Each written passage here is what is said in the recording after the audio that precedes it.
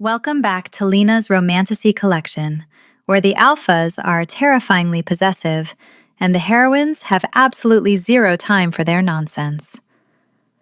Quick question for the pack before we dive into today's chaos. Where are you listening from right now? Let me know in the comments and drop a wolf emoji if you'd absolutely demand a raise before dealing with a grumpy alpha. Today we have a phenomenal one. It's hilarious, it's intensely romantic, and it involves a highly unbothered sleep therapist armed with a titanium thermos and the ferociously sleep-deprived alpha king who just met his match. But before we start, if you want to support the channel and get early access to exclusive Romantasy stories just like this one, hit that join button down below. It helps us keep the microphones on and these beautiful stories coming. Now, grab your favorite drink and get comfortable. The therapist is officially on the clock, and the king is in serious trouble. Let's dive in. Chapter 1.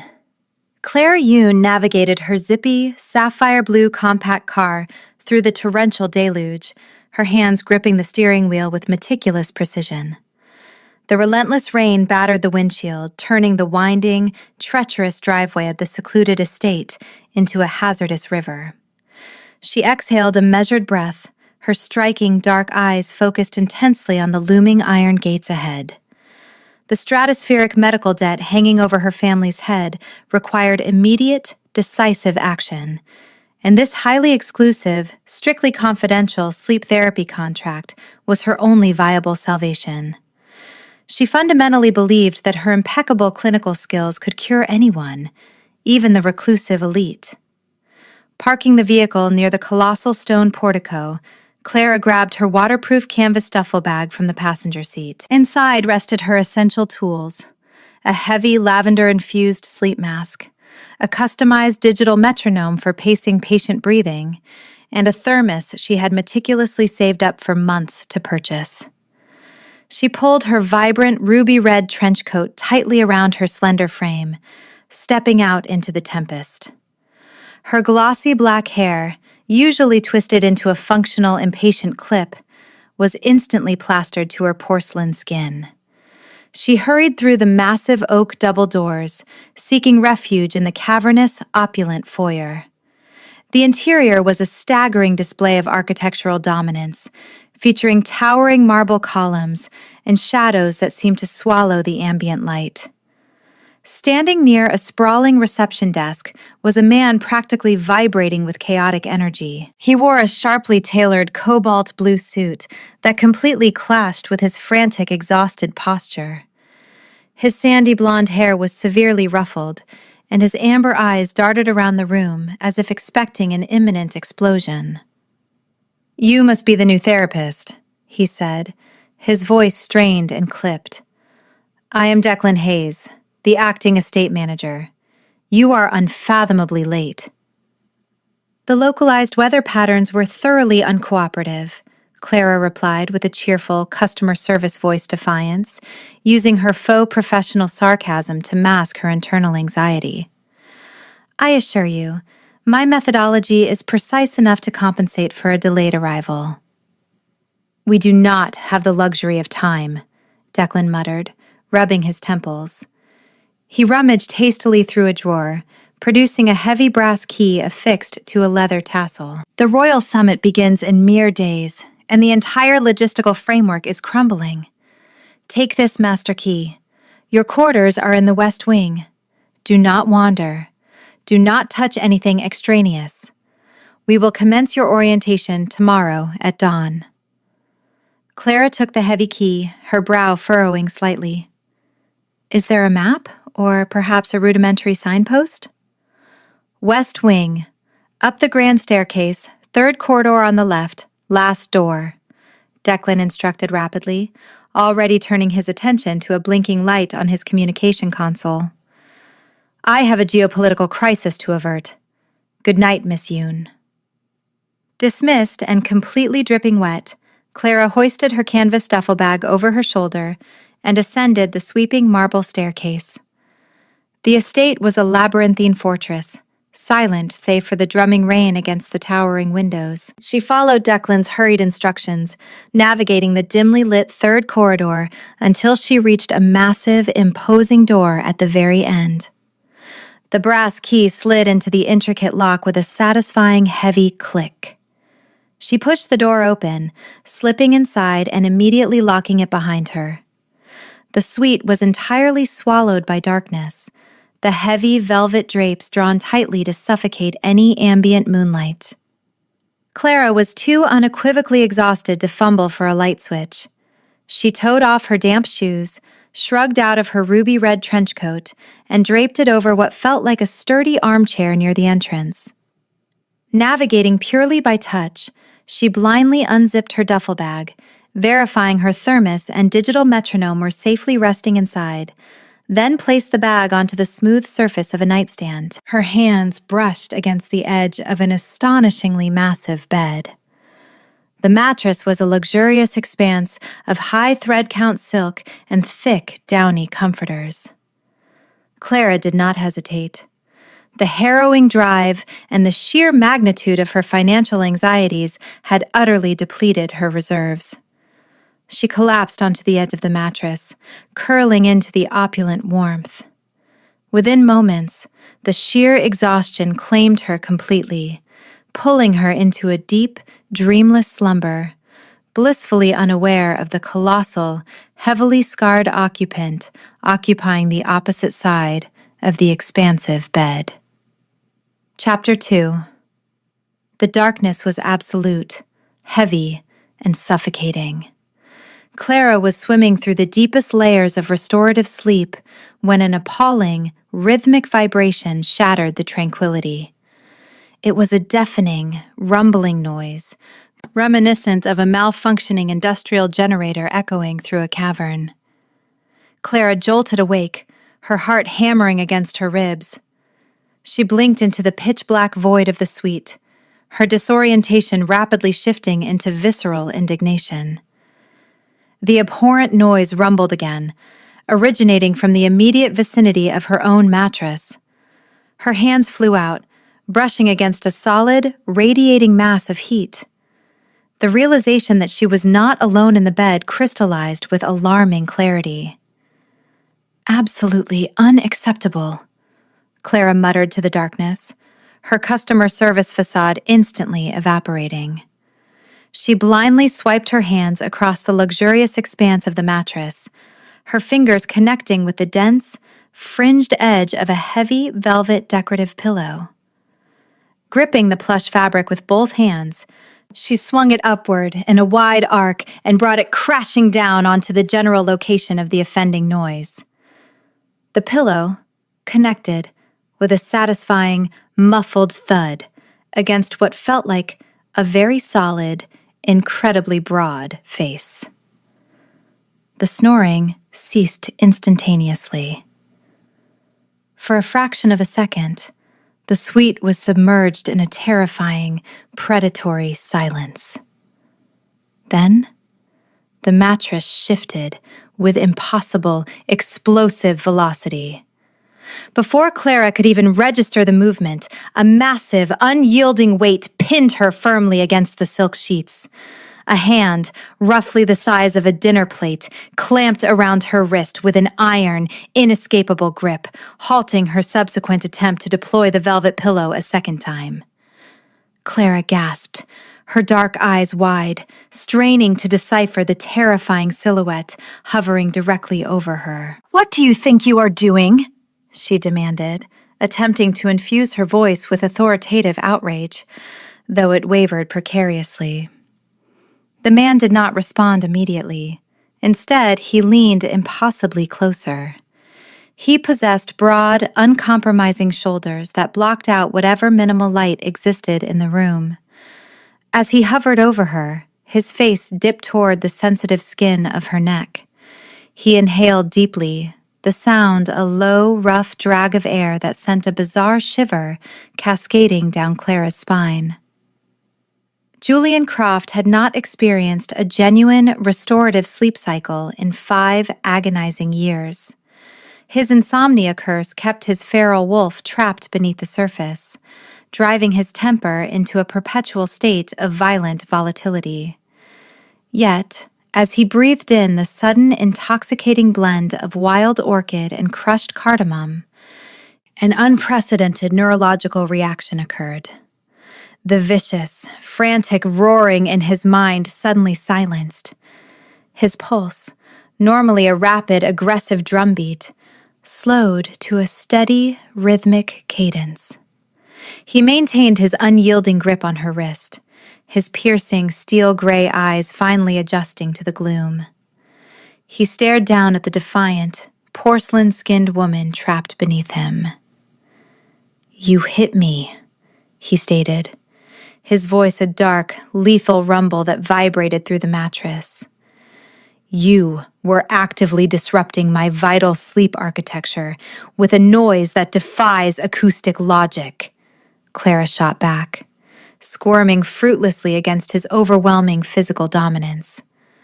"Release my wrist immediately, or I will be forced to escalate this situation to the estate management."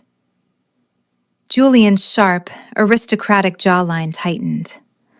The sheer audacity of this minuscule, human intruder threatening him in his own private quarters was staggering.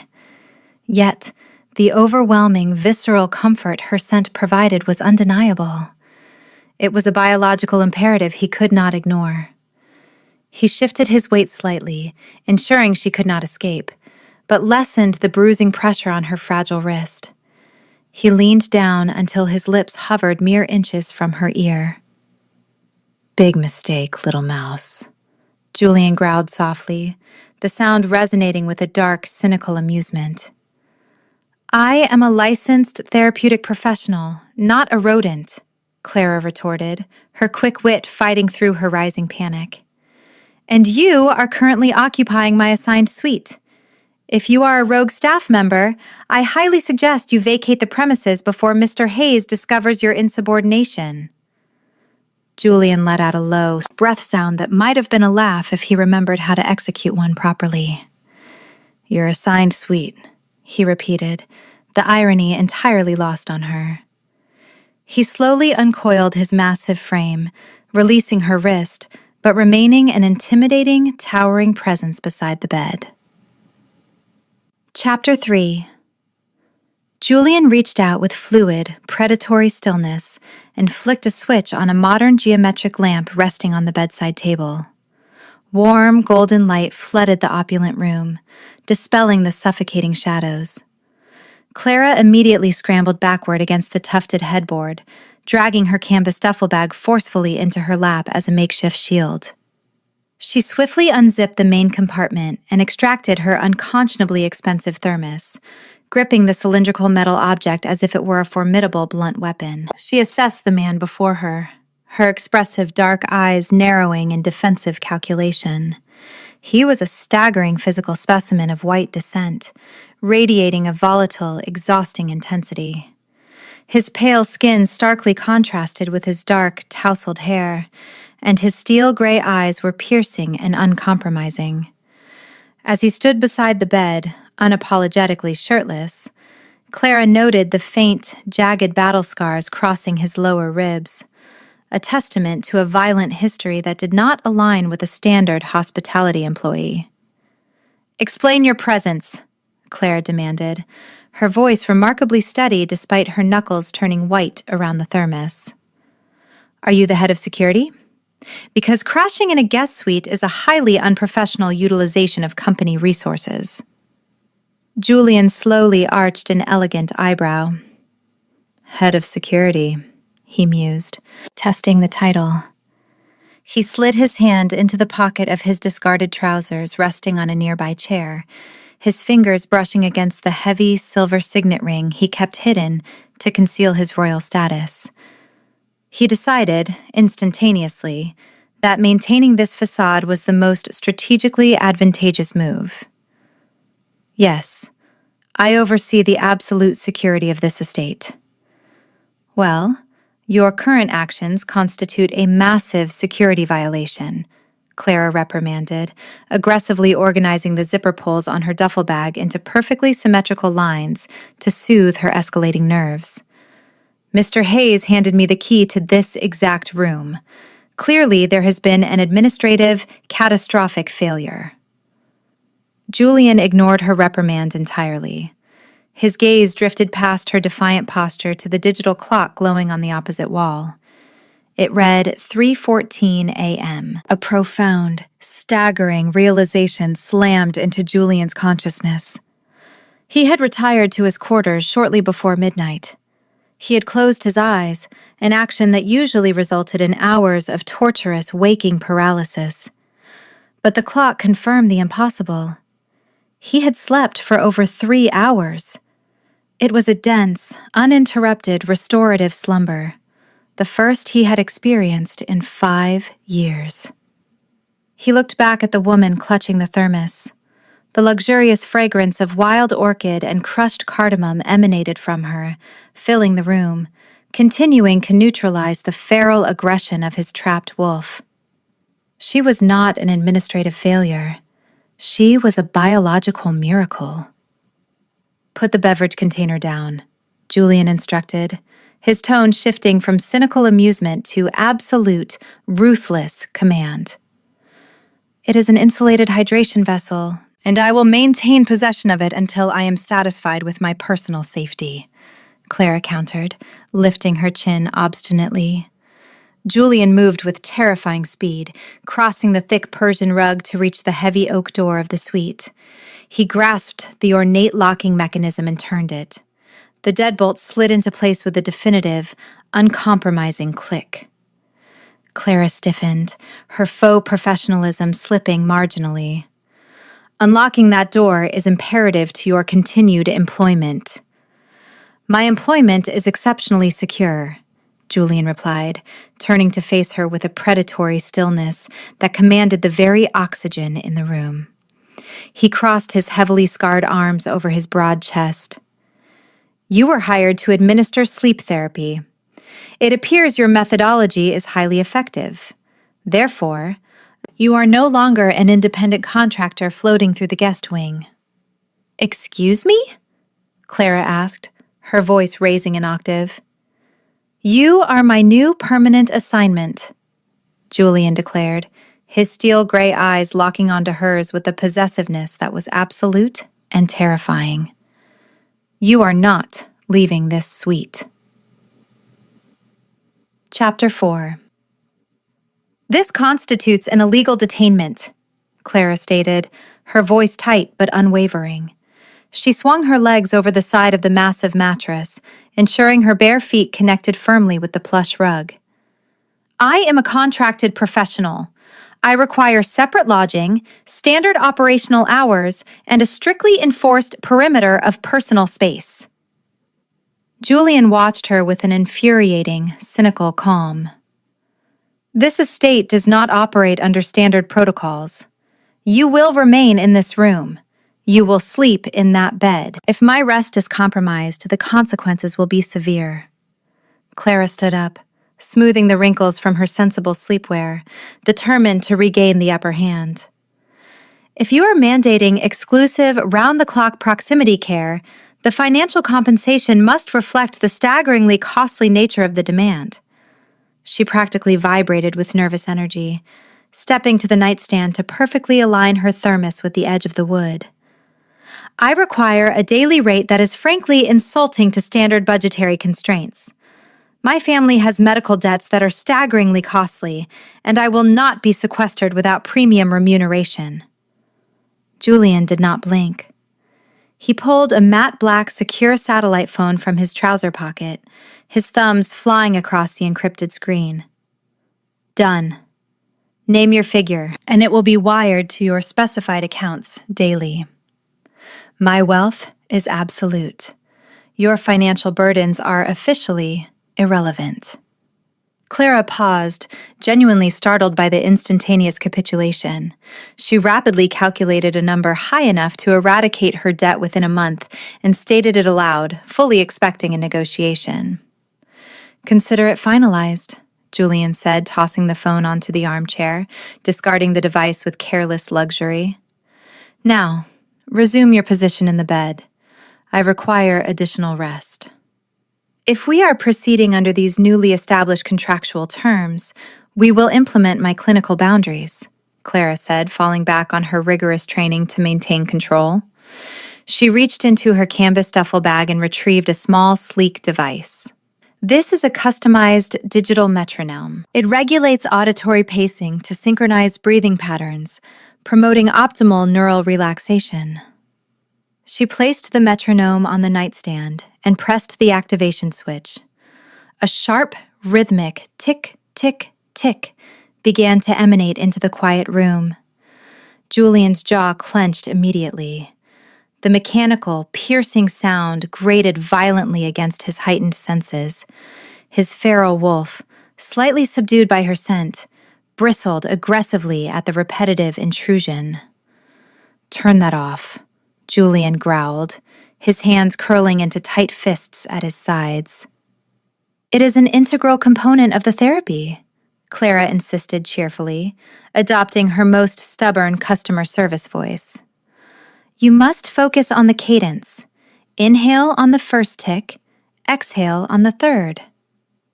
"I am not a defective machine requiring calibration." Julian stepped forward, his immense physical presence swallowing the distance between them. The volatile intensity rolling off him was palpable, a dark storm gathering in his steel-gray eyes. "I said, terminate the noise." "Resistance to the therapeutic tools is a common symptom of chronic insomnia," Clara lectured, attempting to ignore the sheer, terrifying width of his shoulders as he loomed over her.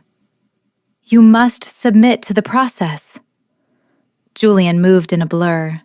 His hand shot out, snatching the digital metronome off the nightstand. With a ruthless, fluid motion, he hurled the device across the room.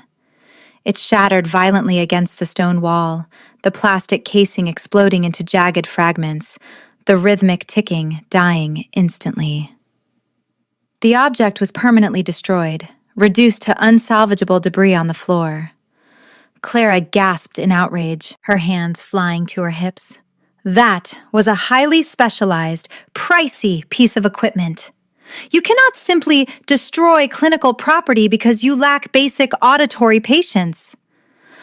"I lack patience for anything that disrupts my focus," Julian fired back, his restraint fracturing. Before Clara could unleash another blistering reprimand, Julian reached forward. His large hands gripped her waist with shocking, possessive strength, lifting her effortlessly off the floor and pulling her flush against his solid, scarred chest. The breath was knocked completely from Clara's lungs as she collided with his overwhelming heat. "Your mechanical toys are useless," Julian murmured, his face burying into the crook of her neck, inhaling a deep, desperate breath of wild orchid and crushed cardamom. His aggressive posture instantly melted into a rigid, desperate dependency. "I require direct proximity. This is the only therapy I will tolerate." Chapter 5. Dawn filtered through the minuscule gaps in the heavy velvet drapes, casting a dim, slate-gray illumination across the opulent suite. Clara Yoon remained rigidly still, her back pressed against the mattress. Julian Croft's immense, scarred arm was draped heavily across her waist, pinning her in place. The man had fallen into a fathomless, uninterrupted slumber moments after crushing her against his chest, entirely sedated by her signature fragrance of wild orchid and crushed cardamom. For hours, Clara had lain in her wrinkled sapphire silk blouse and amethyst-tailored trousers, enduring the heat radiating from his broad physique. With meticulous, agonizingly slow movements, Clara finally managed to extricate herself from beneath his heavy limb. Julian shifted with a low, predatory rumble, but did not wake, his steel-gray eyes remaining firmly shut beneath pale lids. Clara exhaled a measured breath, quietly slipping off the mattress. Her bare feet met the plush Persian rug, deliberately avoiding the jagged, shattered plastic fragments of her customized digital metronome that still littered the floor. She needed caffeine, and she needed distance to recalibrate her compromised professional boundaries. Clara retrieved her still damp shoes from the armchair, sliding them onto her cold feet. She grabbed her vibrant ruby-red trench coat, wrapping the bold, water-resistant fabric tightly over her wrinkled silk blouse. Snatching her thermos and the heavy brass master key from the mahogany nightstand, she slung her canvas duffel bag over her shoulder and silently unlocked the deadbolt, slipping out into the corridor. The estate was eerily quiet in the early morning light. Clara navigated the labyrinthine hallways, her steps echoing faintly against the marble floors. Stepping outside into the crisp, rain-washed air, she located her zippy, sapphire blue compact car, parked exactly where she had left it, near the colossal stone portico. She slid into the driver's seat, relishing the familiar, comforting hum of the engine as she turned the ignition.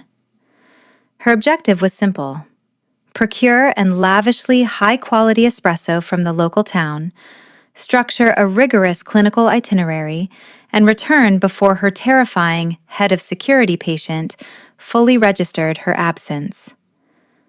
Clara steered the reliable vehicle down the treacherous, winding driveway, the thick canopy of ancient trees casting long, imposing shadows. As she approached the formidable perimeter, the towering iron security gates loomed ahead, an impenetrable barricade of black metal. She tapped her fingers rhythmically against the steering wheel, waiting for the automated sensors to initiate the opening sequence. The gates remained resolute and unmoving. Frowning, Clara rolled down her window, searching for an intercom or a security keypad. Absolutely atrocious infrastructure, she muttered, her dark eyes scanning the perimeter. She pressed the vehicle's horn, a short, polite honk meant to alert the gatehouse attendant. Instead of an attendant, a figure emerged from the dense foliage bordering the driveway, his broad chest heaving slightly from a preternatural, high-velocity sprint through the woods. Julian Croft approached the vehicle, his presence dominating the morning landscape.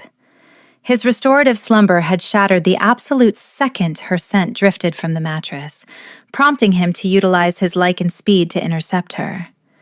He had hastily donned a crisp, stark black button-down shirt that stretched tautly across his uncompromising shoulders, though he had neglected to button the top half, leaving the faint, jagged battle scars on his lower chest partially visible. Clara gripped her steering wheel, utilizing her faux professional sarcasm as a shield. "Are you habitually lurking in the shrubbery, Mr. Croft?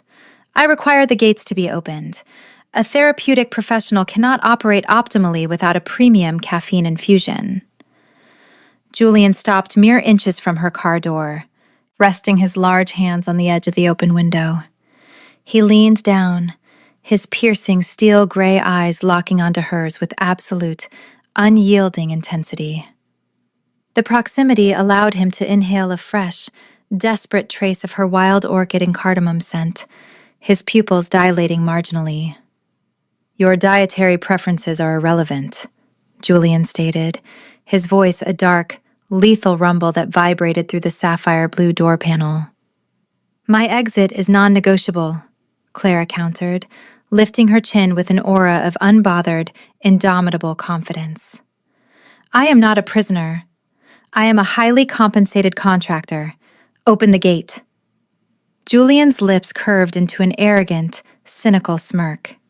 He reached into his trouser pocket, his fingers deliberately brushing the hidden silver signet ring, a silent testament to his supreme authority. He looked down at the defiant woman in the driver's seat, completely mesmerized by her refusal to cower. "The security chief has revoked your exit privileges," Julian murmured, his tone laced with dark amusement. "You belong inside, little mouse. Turn the car around." Chapter 6. Clara reversed the sapphire blue compact car with a sharp, aggressive maneuver, her dark eyes flashing with absolute indignation. Julian Croft simply watched her, his posture radiating a volatile, exhausting intensity as she sped back up the winding driveway toward the colossal stone portico. By the time Clara marched back into the opulent West Wing suite, she had formulated a rigorous strategy to reassert her clinical dominance. She refused to be intimidated by an insomniac security chief, regardless of his terrifying physical dimensions.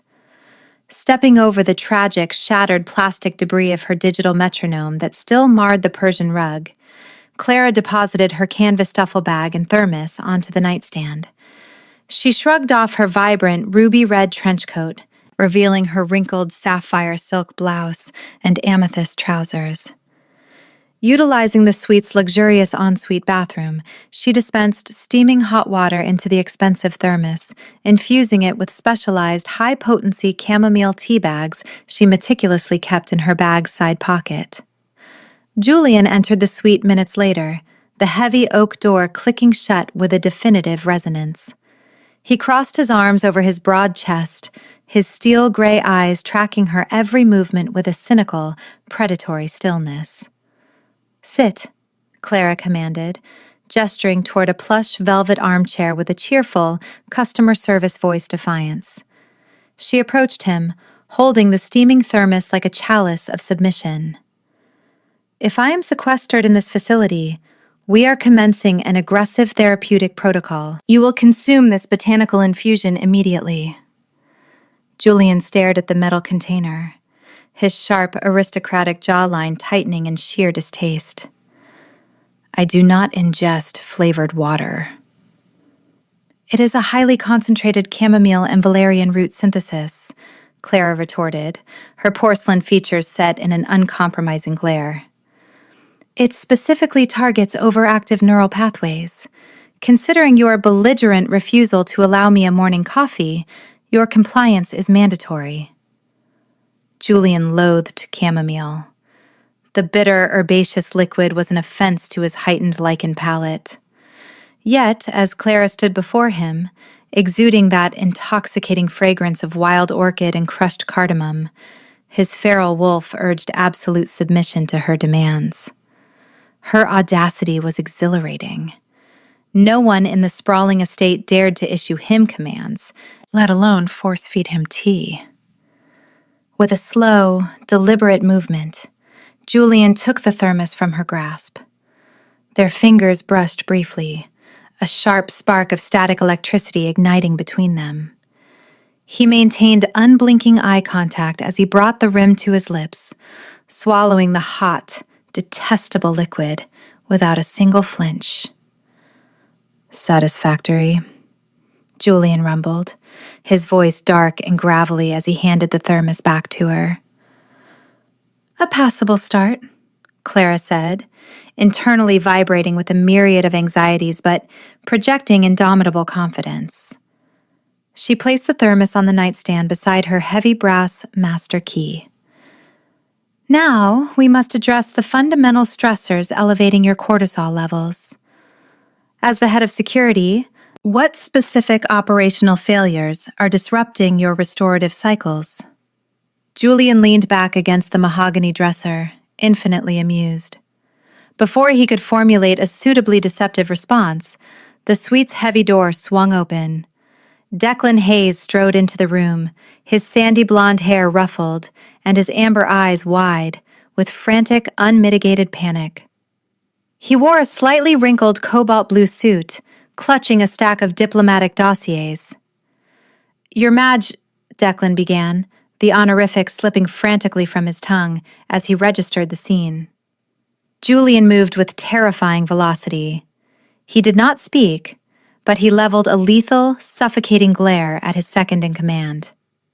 The sheer, crushing pressure of the Alpha's unspoken command hit Declan like a physical wall, silencing the Beta instantly. Declan snapped his mouth shut, his pale skin flushing with immediate terror. Clara frowned, her expressive dark eyes darting between the terrified estate manager and the extraordinarily calm security chief. "Your what?" she inquired, crossing her arms. Declan swallowed hard, executing a rapid, desperate pivot.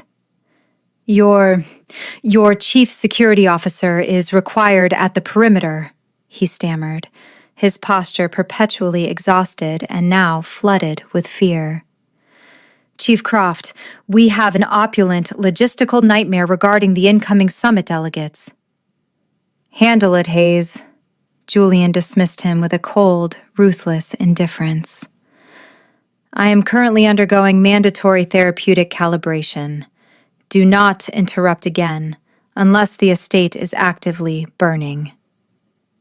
Declan nodded fervently, backing out of the suite and pulling the heavy door shut with a soft click. Clara stared at the closed door, meticulously organizing her thoughts. The dynamic was completely inverted.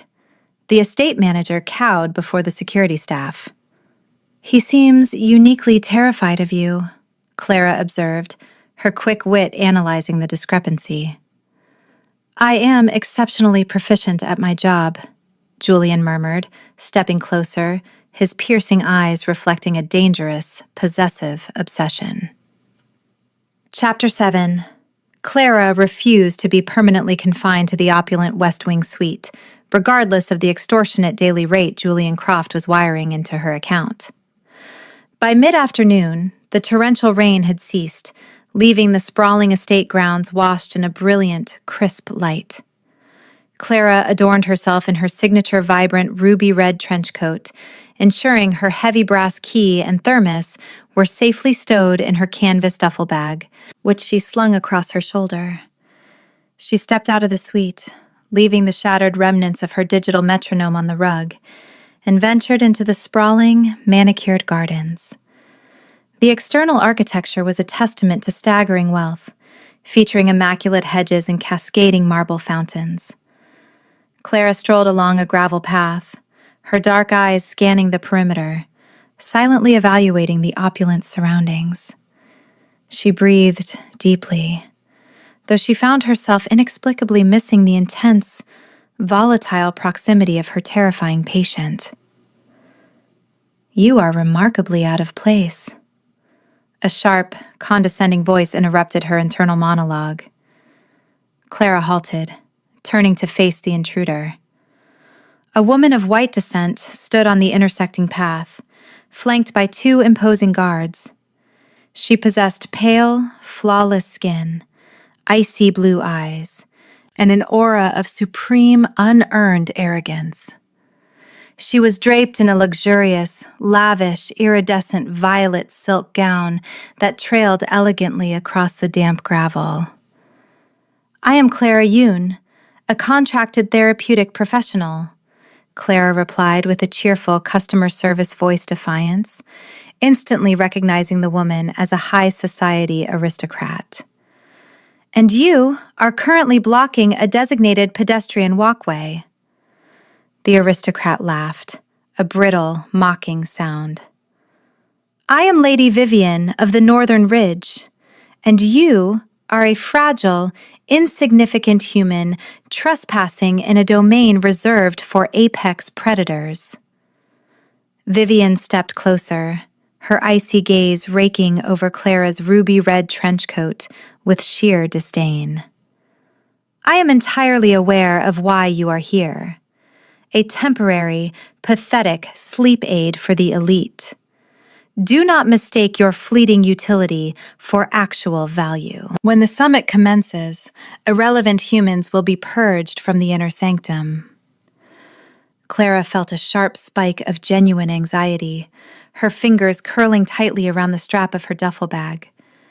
She fundamentally believed she was a capable human, but the sheer predatory malice rolling off Lady Vivian was suffocating. Yet Clara refused to cower.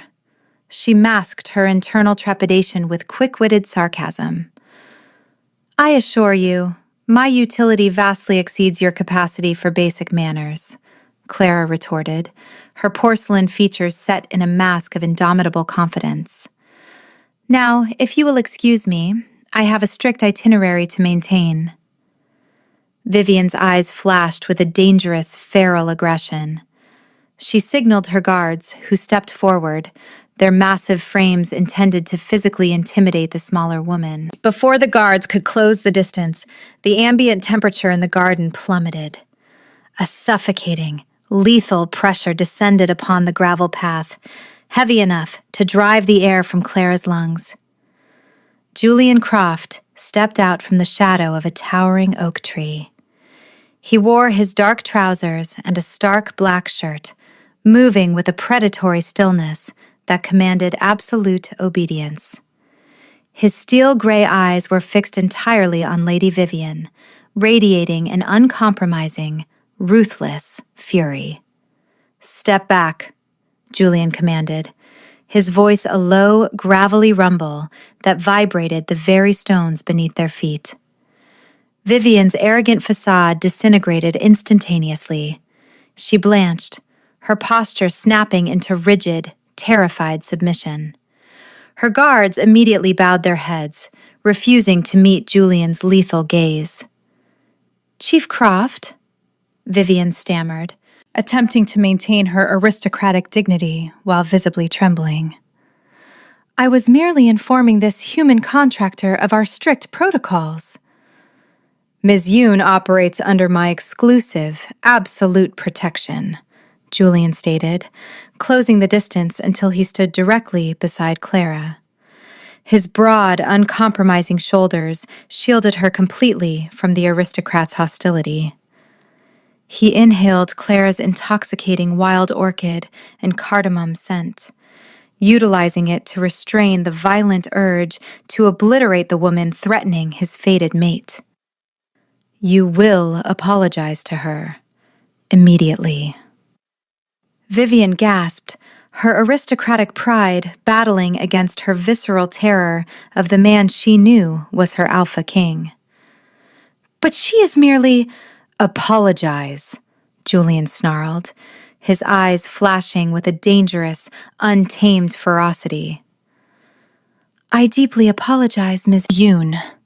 Vivian forced the words through clenched teeth, her pale skin flushing with humiliation.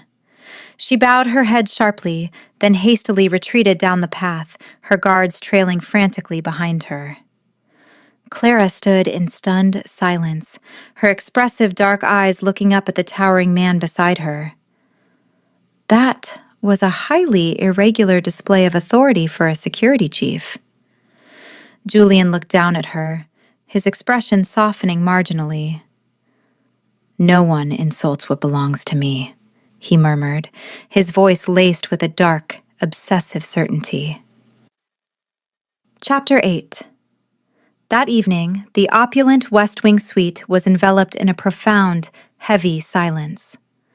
Clara Yoon stood near the suite's modern gas fireplace, her fingers reaching out to twist the sleek metal dial mounted on the wall. A stream of blue and orange flames ignited instantly over the artificial logs, casting a warm, flickering illumination across the Persian rug. The fire operated purely on mechanical logistics. There were no dying embers to monitor, nor any tools to stoke it. It was a precise, controlled burn, completely unlike the volatile man currently sitting on the edge of the massive bed. Julian Croft watched her every movement with a predatory stillness. He had discarded his stark black shirt, leaving his broad chest and the faint, jagged battle scars on his lower ribs fully exposed to the firelight. His steel-gray eyes tracked Clara as she adjusted the collar of her wrinkled sapphire silk blouse, her vibrant ruby-red trench coat having been draped back over the armchair near the entrance. "The chamomile infusion was merely a baseline," Clara announced, adopting her most clinical, unbothered customer service voice. She retrieved her heavy, lavender-infused sleep mask from her canvas duffel bag, setting it meticulously next to her thermos on the mahogany nightstand. "We must now proceed to tactile respiratory synchronization. You must learn to control your physiological responses." "My physiological responses are entirely focused on you," Julian replied, his voice a low, dangerous rumble. Clara ignored the intense, obsessive implication, refusing to acknowledge the myriad of erratic pulses thrumming through her own veins. She walked over to the mattress and instructed him to sit back against the tufted headboard. She positioned herself next to him, sitting cross-legged on the luxurious silk comforter. Relaxation breathing requires absolute concentration, Clara instructed, utilizing her quick wit to mask her escalating anxiety. I will place my hand on your chest to monitor the expansion of your diaphragm. You will inhale deeply, matching my cadence. Proceed, Julian murmured, his sharp, aristocratic jawline relaxing marginally. Clara extended her hand, her porcelain skin standing out starkly against his pale, heavily scarred chest. As her palm made contact with the firm, uncompromising musculature over his heart, a sharp jolt of electricity arced through her fingertips. She gasped softly, her dark eyes widening. Beneath her hand, his heart was a steady, powerful drumbeat, accelerating slightly at her touch. Inhale, Clara whispered, fighting to maintain her professional detachment. Julian drew in a slow, deep breath, his chest rising beneath her palm. He did not look at her hand. His piercing gaze remained irrevocably locked onto her face.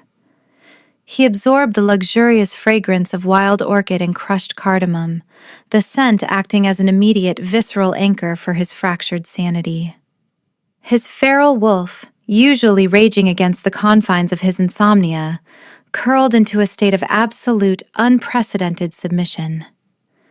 Exhale, Clara commanded, her voice trembling slightly. The physical proximity was sparking an intense, undeniable chemistry that defied logical clinical parameters. The heat radiating from his body was intoxicating, and Clara found her faux professional sarcasm completely evaporating under the weight of his stare.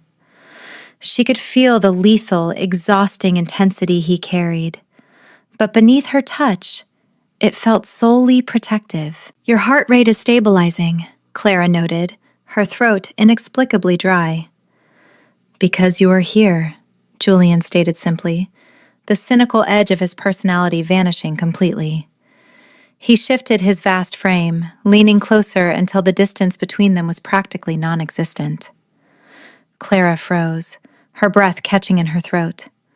She should issue a reprimand, demand perimeter space, or retrieve her thermos as a defensive barrier, but her muscles refused to obey. Julian reached up with deliberate, agonizing slowness. His large, calloused hand gently cupped the side of her neck. He used his thumb to brush a stray lock of glossy black hair away from her collarbone, tucking it behind her ear. His touch was incredibly reverent, directly contrasting the brutal violence she had witnessed him project toward Lady Vivian hours earlier. His thumb drifted downward, coming to rest with precise, exquisite pressure against the rapid pulse beating at the base of her throat. Your heart is racing, little mouse, Julian murmured, his steel-gray eyes dropping to her lips. The air in the suite grew thick and heavy, charged with an extortionate, undeniable tension. His thumb stroked her skin, lingering dangerously close to her racing pulse, obliterating every last remaining boundary she possessed. Chapter 9. The excruciating tension between Clara Yoon and Julian Croft shattered with the abrupt, sharp sound of 3 rapid knocks on the heavy oak door. Clara gasped, jerking backward on the luxurious silk comforter. Her pulse hammered a frantic, irregular rhythm against her collarbone, precisely where Julian's thumb had been resting seconds prior. Julian exhaled a harsh, jagged breath, his steel-gray eyes flashing with immense, lethal frustration as he turned his broad shoulders toward the intrusion. He stood, retrieving his stark black button-down shirt from the floor and pulling it over his heavily scarred torso in one fluid, predatory motion. State your business, Julian commanded, his voice a dark, menacing rumble that vibrated through the suite. The deadbolt clicked open from the outside. Declan Hayes slipped into the room, his sandy blonde hair entirely disheveled and his amber eyes radiating profound, unmitigated exhaustion. He dragged a massive silver hard-shell suitcase across the Persian rug, carefully avoiding the shattered, jagged plastic debris of Clara's destroyed digital metronome. "I managed to locate Ms. Yoon's primary luggage," Declan announced. His breathing labored. He kept his gaze meticulously averted from Julian's exposed, unbuttoned chest. "It was misdirected to the East Wing during the torrential downpour yesterday." "Leave it and exit," Julian ordered with ruthless, cynical efficiency. Declan abandoned the suitcase instantly, practically fleeing the room and pulling the heavy oak door firmly shut behind him. Clara immediately scrambled off the massive bed, her dark eyes locking onto the silver luggage with absolute, profound relief. She had spent the last 24 hours trapped in the same severely wrinkled sapphire silk blouse and amethyst trousers, a hygiene reality that profoundly offended her meticulous sensibilities. "I require immediate utilization of the ensuite bathing facilities," Clara declared, projecting an aura of unbothered, indomitable confidence as she hoisted the heavy suitcase. "If you attempt to breach that door while I am inside, I will personally ensure your employment is terminated with extreme prejudice." Julian leaned against the wall, an arrogant smirk curving his sharp, aristocratic jawline. "Take your time, little mouse. I am not going anywhere." Clara locked herself inside the marble bathroom. After a scalding, luxurious shower that effectively washed away the tension of the previous day, she extracted fresh garments from her pristine luggage. She dressed swiftly in a striking crimson silk blouse and tailored onyx trousers, feeling her customary professional armor finally restored. She aggressively organized her toiletries into perfectly symmetrical lines on the marble vanity to soothe her residual anxiety, inhaling a deep, steadying breath. Suddenly, a piercing, high-decibel alarm shrieked through the sprawling estate, the mechanical wail vibrating through the thick stone walls. Clara threw open the bathroom door. Julian was already moving with terrifying, explosive velocity. He snatched a matte black secure satellite phone from his trouser pocket, his thumbs flying across the encrypted screen as he strode toward the suite's exit. "Do not leave this room," Julian commanded, his steel-gray eyes locking onto hers with a possessiveness that was absolute and terrifying. "Lock the deadbolt behind me." Before Clara could issue a sarcastic rebuttal, he was gone, the heavy door slamming shut in his wake. Clara immediately marched to the door and engaged the deadbolt, her quick wit analyzing the chaotic variables. She refused to remain blindly ignorant in a potential crisis.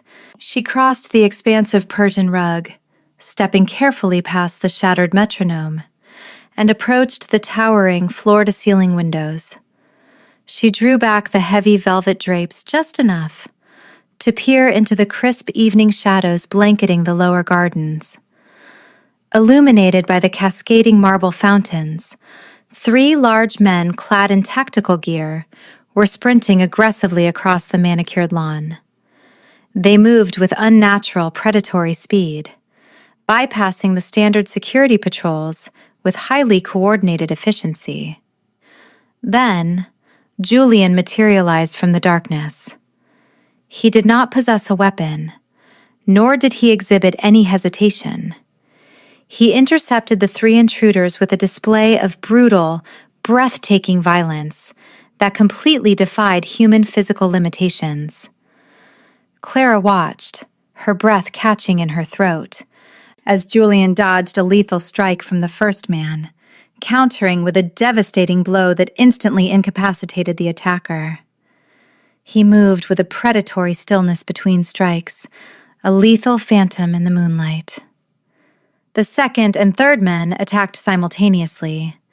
Julian caught one by the collar, hurling his immense weight across the gravel path with terrifying ease, before disabling the final intruder with a singular, ruthless maneuver. The entire altercation lasted less than 30 seconds. Julian stood amidst the unconscious bodies, his broad shoulders rising and falling evenly, completely unharmed. Clara stepped back from the window, letting the heavy velvet drapes fall shut.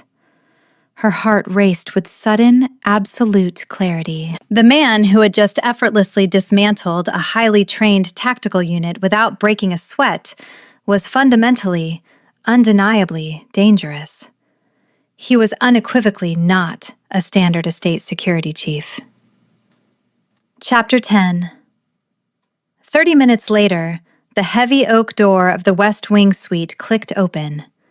Julian Croft stepped inside, moving with the same cynical, predatory stillness he always possessed. He locked the deadbolt behind him, his piercing steel-gray eyes instantly scanning the room until they locked onto Clara. She was seated in the plush velvet armchair, her freshly donned crimson silk blouse offering a striking contrast against the dark upholstery. She clutched her thermos in both hands, her expressive dark eyes narrowing as she evaluated the man before her. He did not have a single scratch on his pale skin. His stark black shirt was perfectly intact, and his breathing was entirely steady. "The perimeter is secure," Julian announced, his voice a low, gravelly rumble. He crossed the room, stepping casually over the jagged plastic debris of the shattered digital metronome, completely ignoring the mechanical remnants of his earlier temper. "I witnessed the entire altercation from the window," Clara stated, her faux professional sarcasm failing to completely mask the tremor of genuine apprehension in her voice.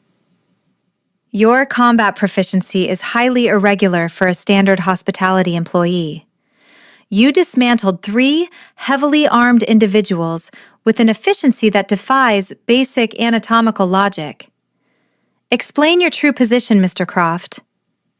Julian halted, an arrogant, cynical smirk playing across his sharp, aristocratic jawline. He closed the remaining distance between them, his towering physical presence casting a long shadow over her armchair.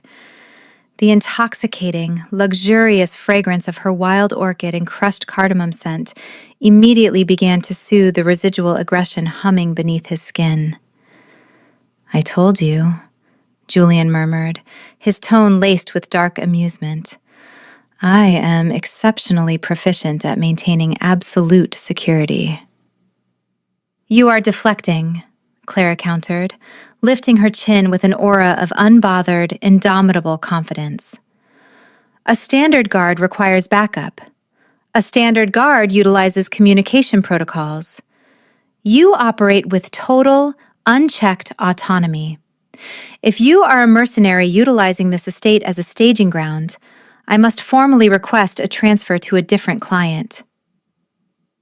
"You are not transferring anywhere," Julian stated, the possessive, ruthless edge of his personality slicing through his amusement. He bypassed the heavy silver signet ring hidden within the fabric of his dark trousers, instead crossing to the mahogany dresser. He seamlessly triggered a concealed compartment, withdrawing an elongated, midnight blue velvet box. He turned and held the exquisite container out to her. "Hold out your wrist, little mouse." Clara stared at the velvet box, her quick wit faltering for a fraction of a second. "I am a contracted therapeutic professional, not a recipient of arbitrary trinkets. What is that?" Julian flipped the lid open with his thumb. Resting on a bed of white satin was a diamond bracelet. The pristine, multifaceted stones caught the ambient light of the suite, glittering with an unconscionably blinding brilliance.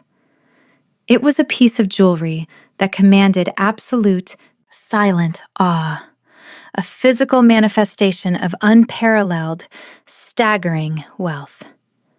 "It is a necessary acquisition," Julian declared smoothly. He reached down, his large calloused fingers wrapping gently around her slender wrist.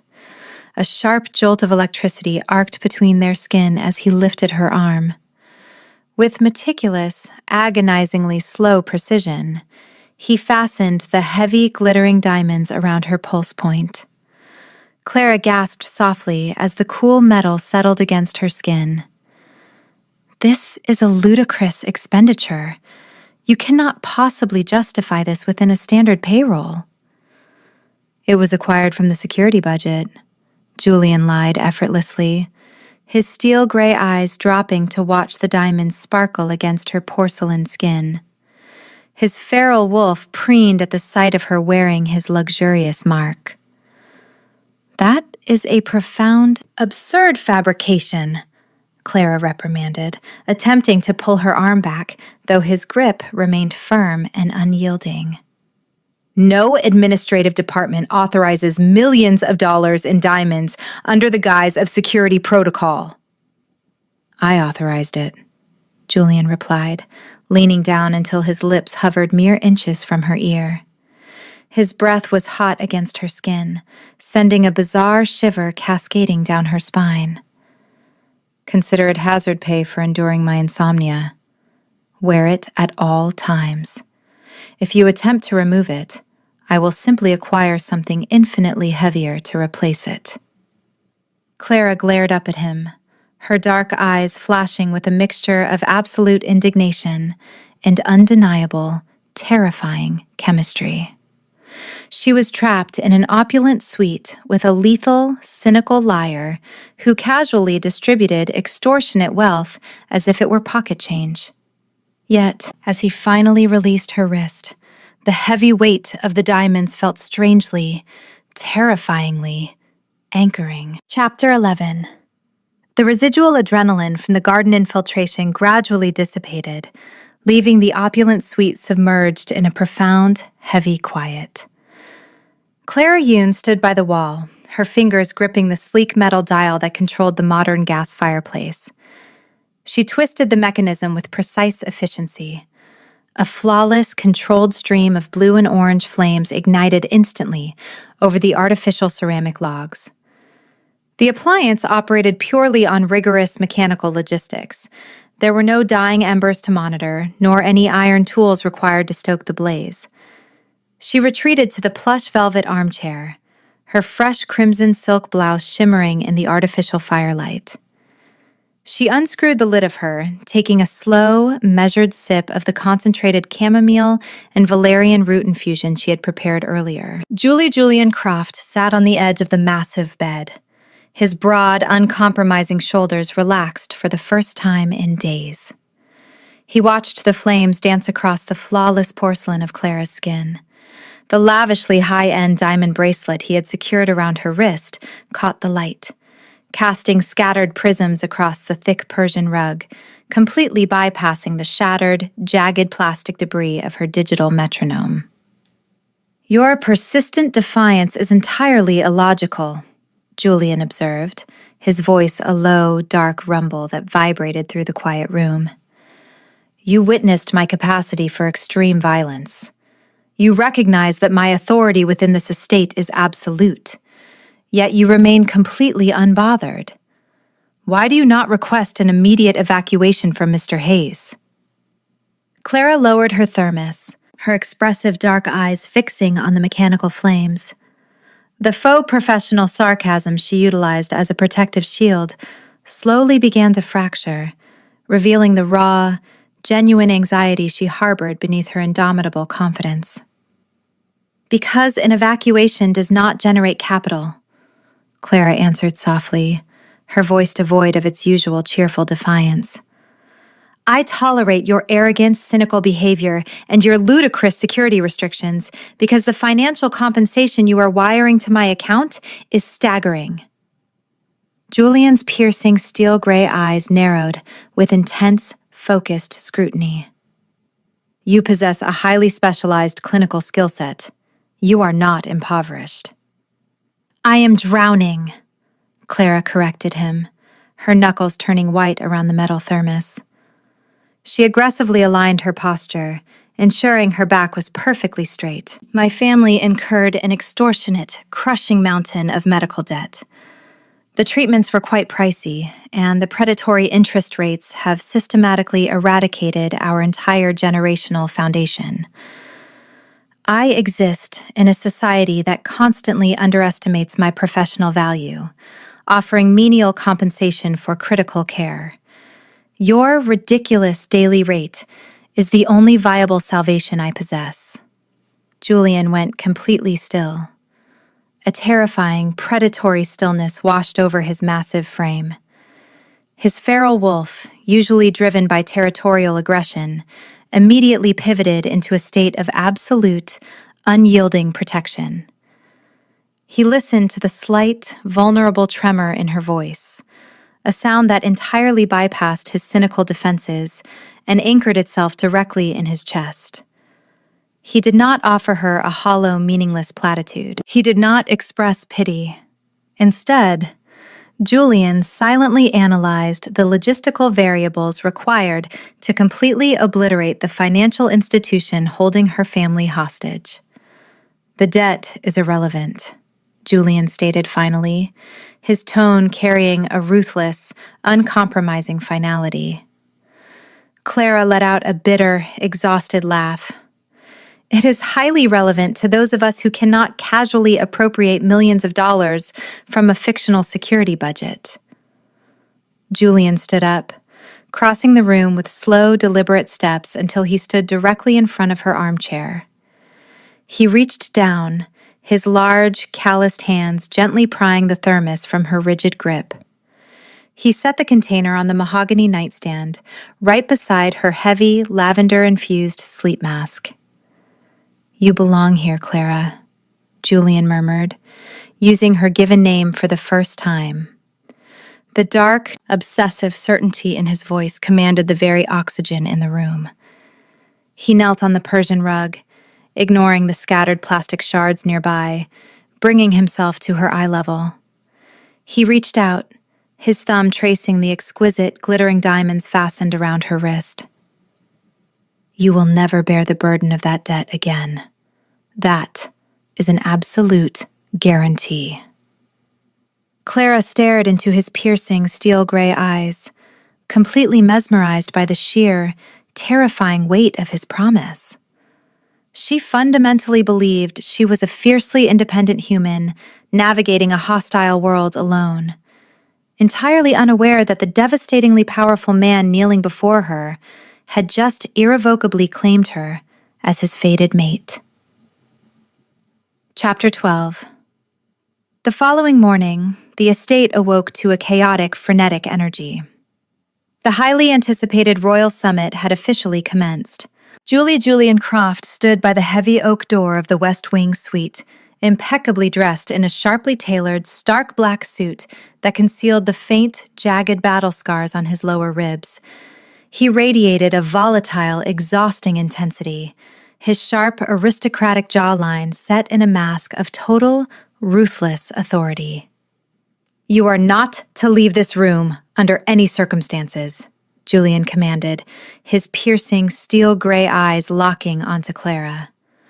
Clara stood near the massive bed, her vibrant, ruby-red trench coat draped elegantly over her crimson silk blouse and tailored onyx trousers. She crossed her arms, projecting an aura of unbothered, indomitable confidence. "I am a professional, not a sequestered dependent. I have a strict itinerary of therapeutic evaluations to compile."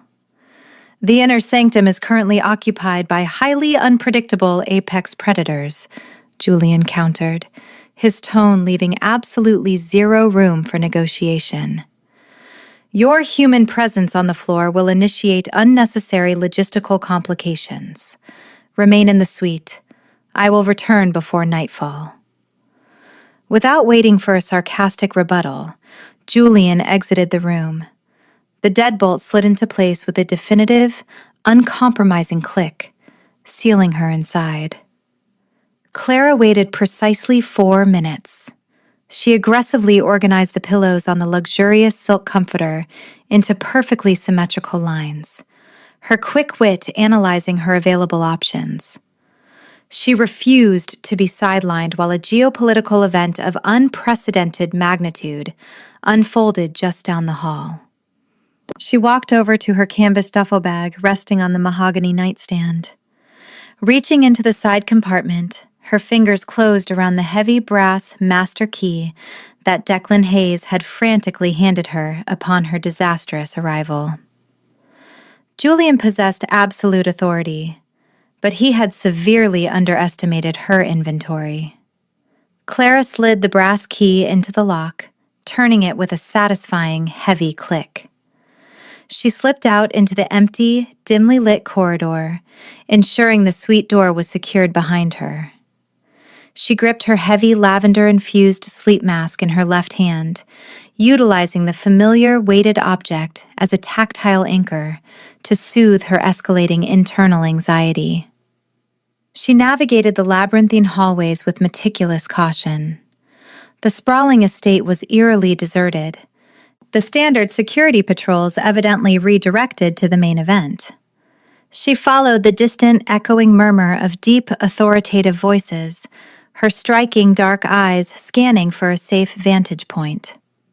Clara discovered a narrow, spiral staircase tucked behind a heavy tapestry. Ascending the stone steps, she emerged onto a shadowed, ornate balcony that directly overlooked the estate's cavernous grand hall. The sight below was a staggering display of absolute power. Dozens of heavily muscled, intimidating figures stood in highly regimented formations across the marble floor. At the very front of the assembly stood Declan Hayes, his sandy blonde hair slicked back, wearing his finest cobalt blue suit. He looked profoundly stressed, holding a ceremonial silver staff. Clara leaned against the stone balustrade, her ruby-red trench coat catching the dim light. She expected the acting estate manager to initiate the proceedings. Instead, Declan executed a deep, subservient bow, yielding the center of the massive, raised dais. From the shadows of the arched entryway, Julian Croft emerged. He did not walk like a security chief. He moved with a terrifying, predatory majesty that commanded the absolute, silent submission of every individual in the colossal room. As he ascended the dais, the entire assembly of rival leaders and elite guards dropped to their knees in a synchronized, echoing wave of total reverence. Clara's breath completely vanished from her lungs.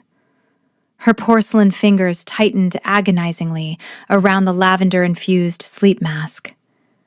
She stared down at the man who had slept in her bed, the man who had fastened an lavishly high-end diamond bracelet around her wrist under the guise of a security budget. Julian turned slowly, his broad, uncompromising shoulders facing the kneeling summit. Then, guided by a visceral, biological instinct, he tilted his head upward. His piercing steel-gray eyes cut through the shadows of the grand hall, locking directly onto the balcony. He stared straight into Clara's horrified, expressive dark eyes, his expression transforming into a mask of dark, triumphant, and absolute possession. The realization hit Clara like a physical blow against her ribs.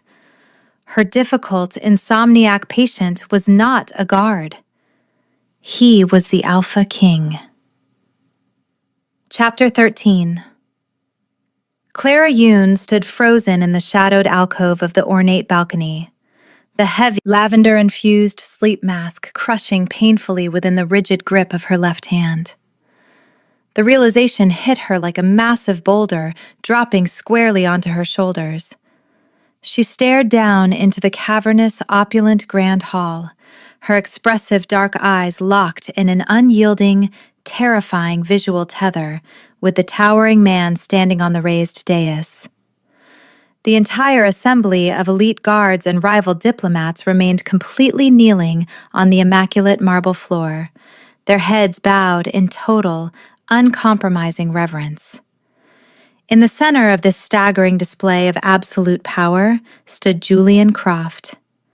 He did not look like an overworked estate security chief. Dressed in a sharply tailored, stark black suit that perfectly concealed the jagged battle scars across his ribs, he radiated a volatile, exhausting intensity that commanded the very oxygen in the colossal room. He was the Alpha King. Julian's piercing steel-gray eyes cut through the dim lighting of the hall, ignoring the subservient masses surrounding his boots. He stared directly up at the balcony, his sharp, aristocratic jawline tilted upward. His expression was a mask of dark, triumphant, and absolute possession. He knew she was watching. He had likely known the exact moment she utilized her heavy brass master key to breach the corridor. A barrage of horrifying, absurd memories cascaded through Clara's meticulous mind. She had aggressively struck the ruling monarch of the shifter world in the face with a heavy velvet pillow. She had ruthlessly commanded him to consume a botanical infusion of chamomile tea. She had ordered him to sit, to breathe, and to adhere to her clinical boundaries. The sheer audacity of her actions threatened to suffocate her.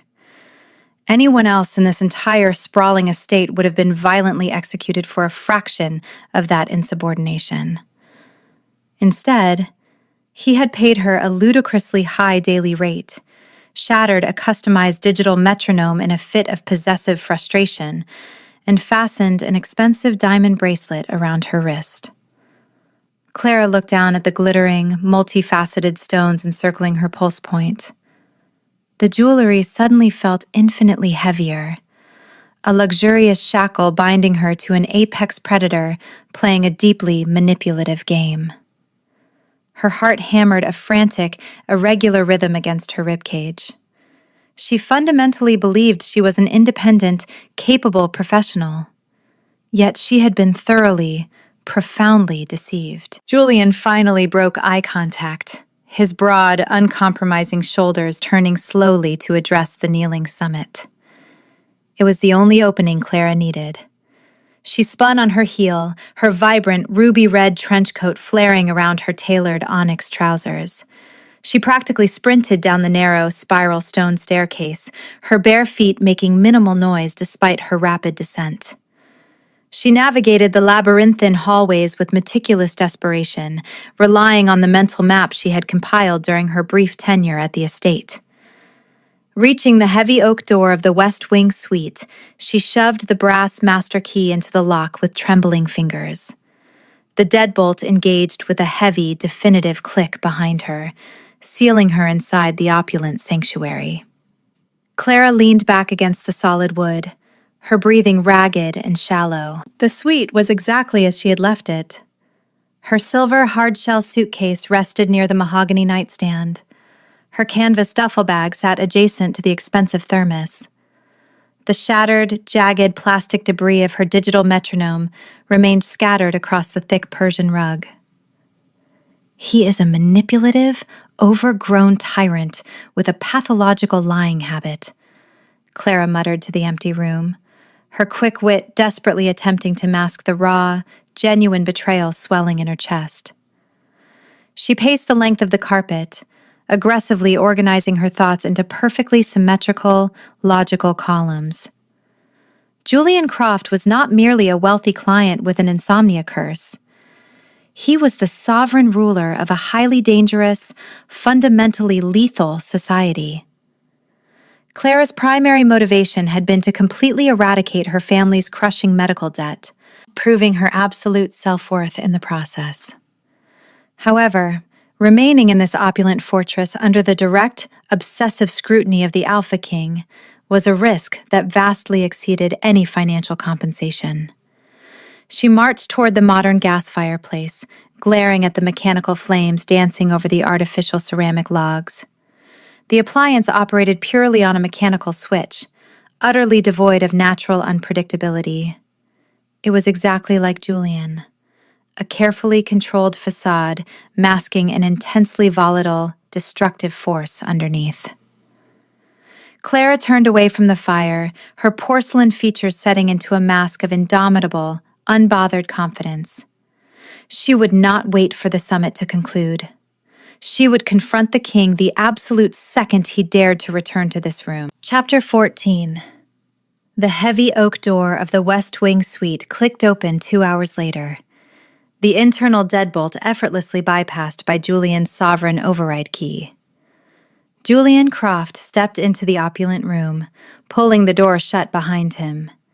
He looked devastatingly composed in his stark black suit, his predatory stillness instantly dominating the space. He reached into his trouser pocket, retrieving his matte black secure satellite phone, and carelessly tossed it onto the plush velvet armchair near the entrance. Clara Yoon stood adjacent to the mahogany nightstand, her arms crossed firmly over her crimson silk blouse. Her expressive dark eyes locked onto his, radiating absolute, unmitigated fury. "Your Majesty," Clara stated, her voice dripping with a thick, caustic layer of faux professional sarcasm. "I formally submit my immediate, non-negotiable resignation. Please ensure my final, extortionate daily rate is processed by nightfall." Julian did not flinch. His piercing, steel-gray eyes evaluated her rigid posture, his sharp, aristocratic jawline tensing marginally. The intoxicating, luxurious fragrance of her wild orchid and crushed cardamom scent immediately began to soothe his feral wolf. But he could no avoiding the shattered plastic fragments of the digital metronome that still marred the Persian rug. "I explicitly instructed you to remain in the suite, Clara." "And I explicitly required a transparent, honest disclosure of my client's true identity," Clara fired back, her indomitable confidence serving as a fragile shield. She uncrossed her arms, gesturing aggressively toward the massive bed. "You deliberately orchestrated a profound, manipulative deception. You allowed me to treat you like a subordinate security guard while you command armies." "I allowed you to treat me exactly as you wished, because it was the only methodology that yielded results," Julian countered calmly, closing the distance between them. "I required sleep. You provided it. My sovereign title would have terrified you into useless, trembling submission. Your audacious defiance was the cure." "My defiance was based on professional clinical boundaries, not a desire to entertain a bored monarch," Clara snapped, her knuckles turning white as she gripped the edge of the nightstand. She aggressively realigned her thermos, seeking any semblance of control. "You utilized your absolute wealth to trap me here. This entire scenario is fundamentally unethical." "My survival is fundamentally unethical," Julian stated, the cynical, ruthless edge of his personality slicing through the air. He stood inches from her, his towering physical presence casting a long shadow over her vibrant, ruby-red trench coat. "I endured a 5-year insomnia curse that was slowly driving my beast feral. I did what was strictly necessary to secure my sanity. I will not apologize for claiming the only anchor that sustains me." Clara glared up at him, entirely unbothered by his intimidating posture. "You cannot simply claim human beings like property. I am a licensed therapeutic professional with staggeringly costly financial responsibilities, not a kept pet for the royal quarters." She reached across her body, her slender fingers grasping the heavy, expensive diamond bracelet encircling her opposite wrist. "And you can take your ridiculous hazard payback. I do not accept bribes from apex predators." Before she could unfasten the intricate clasp, Julian moved with terrifying velocity. His large, calloused hand clamped gently but immovably over hers, halting her progress. A sharp, undeniable jolt of electricity arced between their skin. "Leave it on," Julian murmured, his tone shifting into a dark, obsessive certainty. His thumb stroked the back of her hand, his gaze dropping to the pristine diamonds resting against her porcelain skin. "It belongs on you, just as you belong in this suite." Clara jerked her hand back, breaking the contact. The raw, terrifying chemistry sparking between them was infinitely more dangerous than his royal title. She turned her back to him, grabbing her canvas duffel bag and placing it forcefully onto the mattress. "I am leaving, Julian," Clara declared, refusing to use his royal honorific. She began shoving her heavy lavender-infused sleep mask and her spare clinical notes into the bag. "You are fully rested. Your physiological crisis has been averted. My services are no longer required." "Your services are a permanent requirement," Julian rumbled, his feral wolf rising in absolute protest at the mere suggestion of her departure. Before the confrontation could escalate further, a rapid, frantic knocking echoed against the heavy oak door. Declan Hayes' strained voice called out from the corridor. "Sire, the delegates are threatening to abandon the treaty negotiations. Your immediate presence is required in the boardroom." Julian closed his eyes, exhaling a harsh, jagged breath. The geopolitical reality of his kingdom was actively colliding with his desperate need to secure his mate. Chapter 15. Julian Croft turned his broad, uncompromising shoulders toward the heavy oak door. He shot Clara one final, piercing look, his steel-gray eyes radiating a lethal, possessive warning. "Do not attempt to exit this room," Julian commanded, his voice a dark, vibrating rumble. "When this negotiation concludes, we will finalize our permanent arrangement." He did not wait for her sarcastic, cheerful defiance. He snatched his matte black secure satellite phone from the velvet armchair, unbolted the door, and strode out into the corridor. The deadbolt did not click shut behind him. Declan's frantic presence had rushed the exit, leaving the heavy door slightly ajar. Clara Yoon stood in the center of the opulent West Wing suite, staring at the sliver of open hallway. Her heart raced, slamming against her ribs like a panicked drum.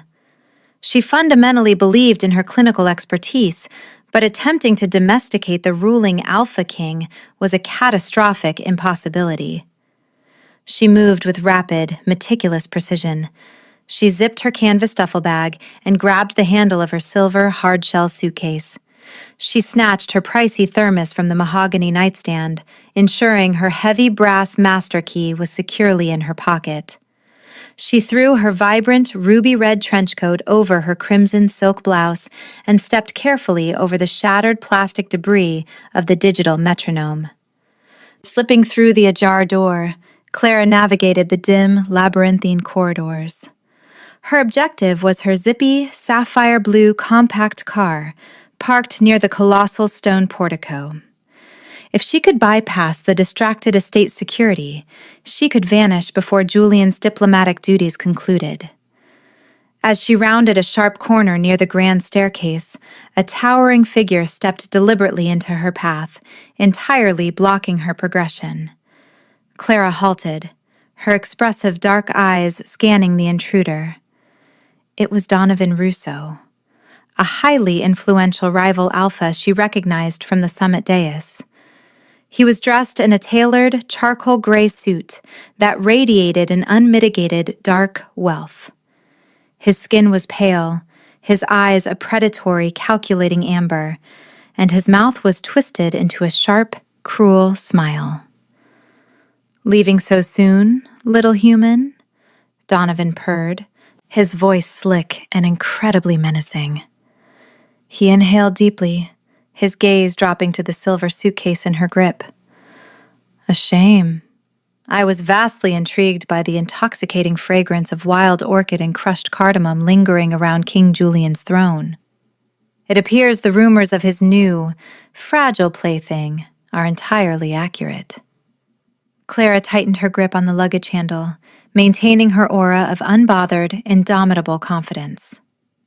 "I am a contracted medical professional, not a conversational novelty. Please clear the corridor. I have a highly rigid schedule to maintain." Donovan laughed, a cold, humorless sound that sent a bizarre shiver down her spine. He stepped closer, his immense physical presence intentionally attempting to suffocate her space.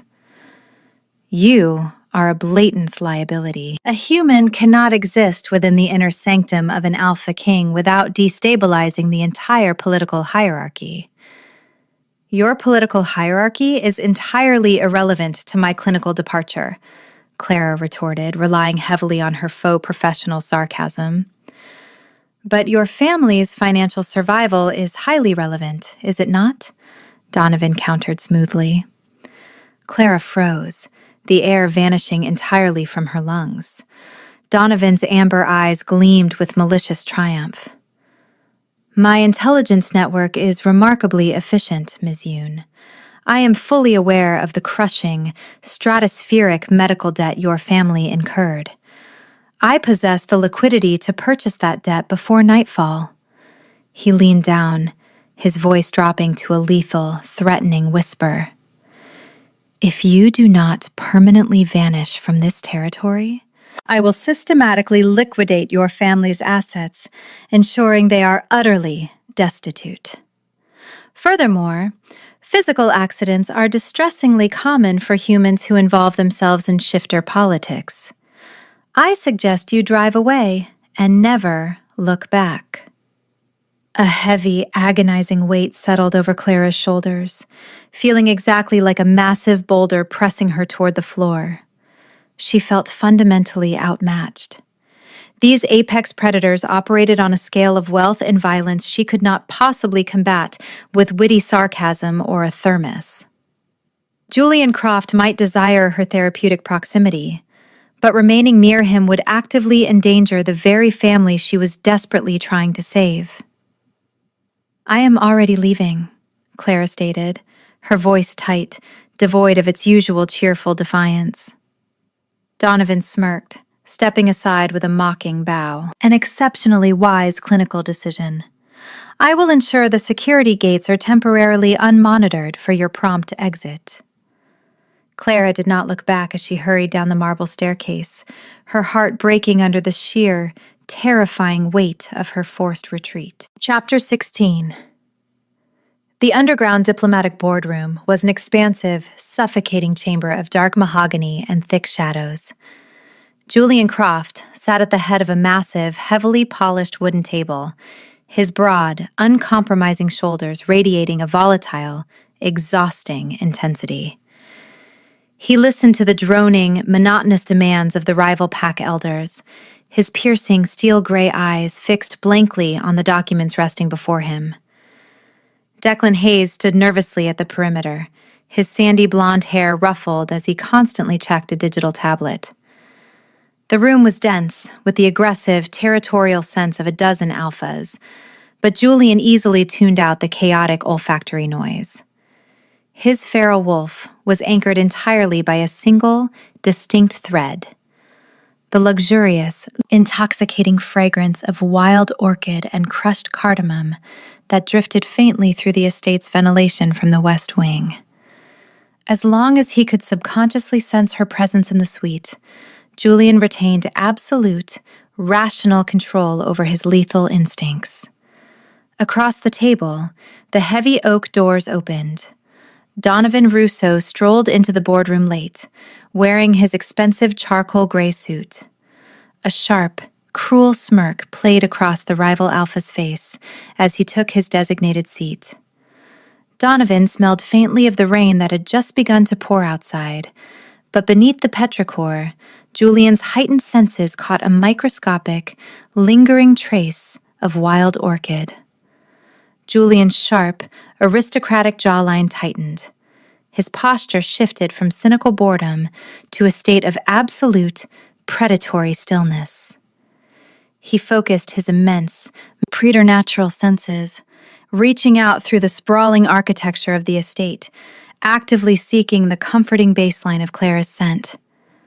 The scent was moving. It was no longer contained within the opulent West Wing suite. The fragrance was actively, rapidly fading, moving through the lower courtyards and progressing steadily toward the formidable iron security gates. Julian's heart slammed a violent, irregular rhythm against his ribs. The 5-year insomnia curse had fundamentally fractured his patience, and the sudden, visceral realization that his fated mate was fleeing the territory entirely obliterated his remaining diplomatic restraint. The feral beast beneath his skin roared in absolute blind panic. "Regarding the territorial boundary lines," Donovan Rousseau began, projecting an aura of arrogant superiority, "we must insist on a significant concession." Julian stood up. The movement was so explosive, so terrifyingly abrupt, that several elite guards in the room instinctively reached for their concealed weapons. Julian did not draw a weapon. He simply placed his large, calloused hands flat against the surface of the massive mahogany table. Driven by a surge of pure, uncontrollable panic and unmitigated rage, he leaned forward. The sheer, terrifying physical force he exerted channeled directly into the heavy wood. With a deafening, explosive crack, the expensive mahogany table fractured perfectly down the center. The thick wood completely gave way under his staggering strength, collapsing inward and sending diplomatic dossiers, crystal water glasses, and digital tablets crashing to the stone floor. The entire boardroom plummeted into a stunned, horrified silence. Donovan Rousseau blanched, his arrogant facade instantly disintegrating as he stared at the splintered wreckage separating them. Declan Hayes dropped his tablet, his amber eyes wide with absolute, unmitigated terror. "The negotiation is concluded," Julian snarled, his voice a dark, lethal rumble that vibrated through the very foundation of the room. His steel-gray eyes flashed with a dangerous, untamed gold, his feral wolf entirely seizing control. Without another word, Julian turned his back on the paralyzed summit.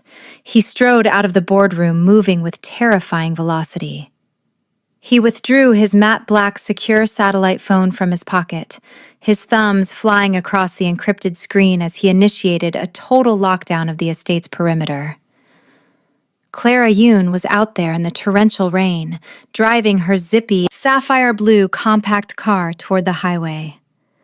She believed she could simply utilize her faux professional sarcasm and drive away from an apex predator who had finally found the only cure to his madness. She was profoundly, catastrophically mistaken. Julian sprinted toward the garages, a singular, obsessive directive burning through his mind. Reclaim his mate. Chapter 17. Clara Yoon gripped the leather-wrapped steering wheel of her zippy, sapphire blue compact car, her knuckles stretching white against the dark material. The torrential rain battered the windshield with an aggressive, relentless cadence, severely compromising her visibility as she navigated the treacherous, winding highway extending away from the opulent estate.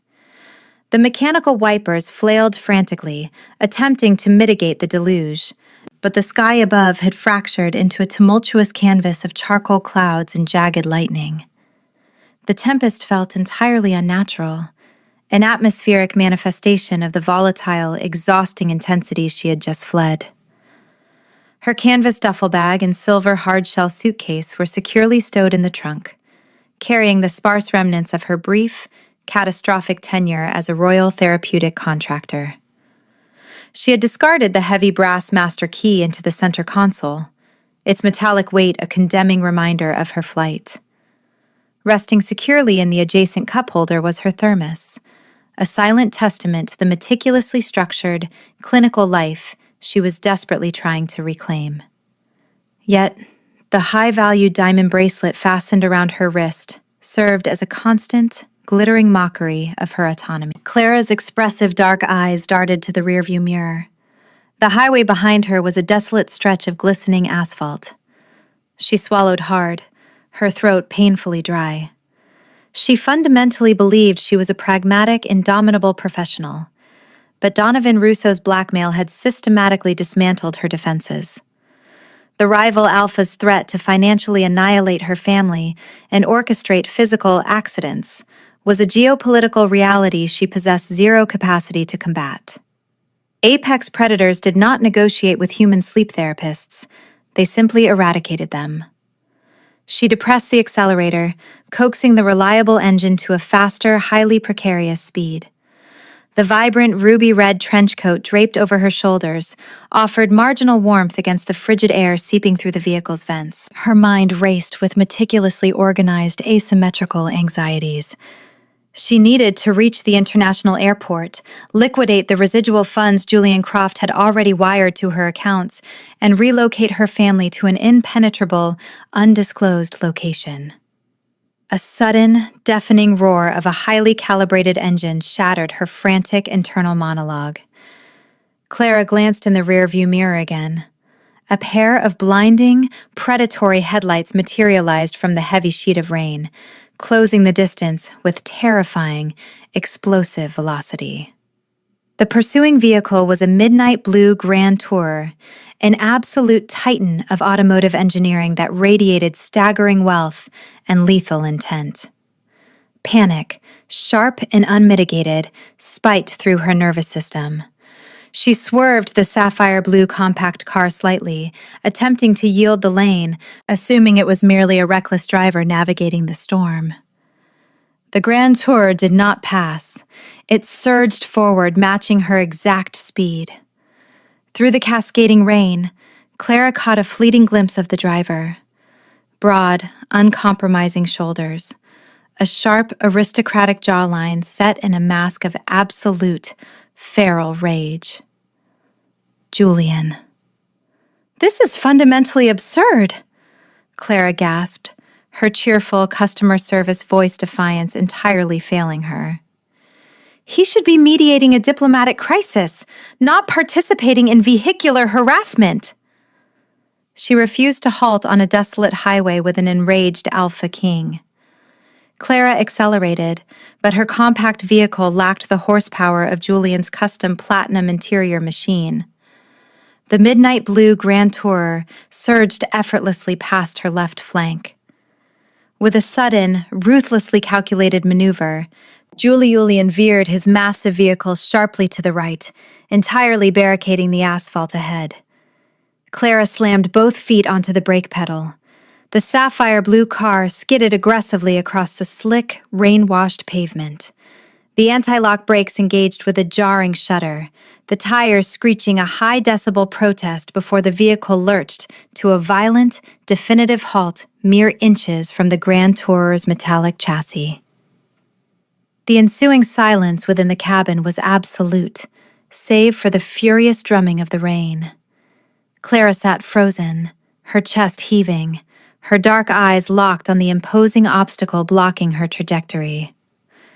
The driver's side door of the midnight blue vehicle swung open. Julian Croft stepped out into the raging tempest, moving with a predatory stillness that commanded the very storm around him. Chapter 18.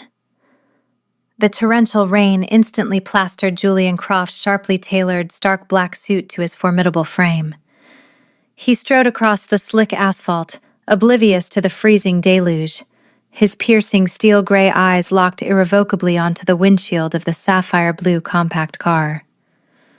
He radiated a lethal, terrifying intensity, his feral wolf entirely at the surface, driven by the absolute, visceral necessity to reclaim the staggering loss of her wild orchid and crushed cardamom scent. Inside the cabin, Clara Yoon scrambled to engage the central locking mechanism, the automated locks snapping shut with a resounding click. She kept her hands firmly on the steering wheel, her vibrant ruby-red trench coat rustling as she shivered from the sudden drop in ambient temperature.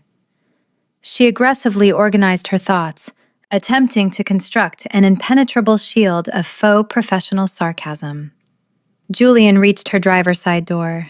He did not bother testing the locked handle. He simply placed his large, calloused palms flat against the reinforced glass of her window, leaning down so his face was level with hers. The faint, jagged battle scars on his lower ribs were obscured by the soaked fabric of his suit, but his aristocratic jawline was clenched with staggering, unyielding force. He stared at her through the rain-streaked barrier, his expression demanding absolute submission. Clara lowered the window precisely 2 inches, a strictly measured perimeter of communication.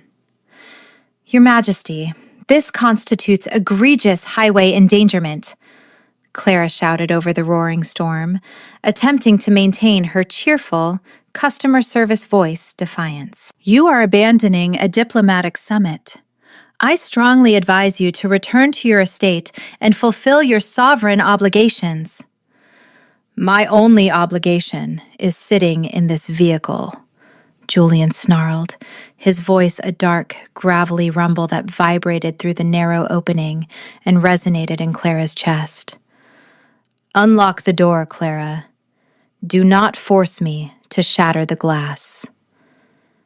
"You cannot simply dismantle private property whenever you experience a temper tantrum," Clara fired back, her expressive dark eyes flashing with profound indignation. "I formally resigned. My presence in your territory actively jeopardizes my family's survival. Donovan Russo explicitly threatened to liquidate our assets and orchestrate physical casualties if I remained in the inner sanctum. I cannot combat an apex predator's blackmail with a thermos." Julian went completely, terrifyingly still. The rain continued to batter his broad, uncompromising shoulders, but the volatile, aggressive motion of his body halted entirely.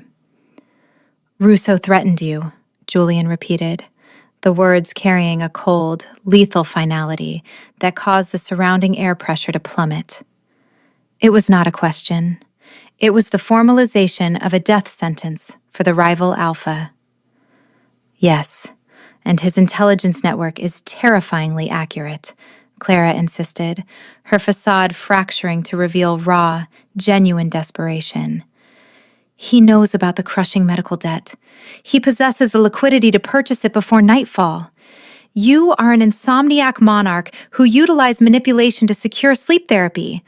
I am a human desperately trying to keep my family alive. We are fundamentally incompatible. Go back to your throne." Julian did not argue. He did not issue a cynical retort. Instead, he reached into the soaked pocket of his stark black trousers. He withdrew his matte black secure satellite phone. The highly advanced device remained flawlessly operational despite the torrential downpour. He keyed a complex sequence into the encrypted screen using his thumb. He did not break eye contact with Clara.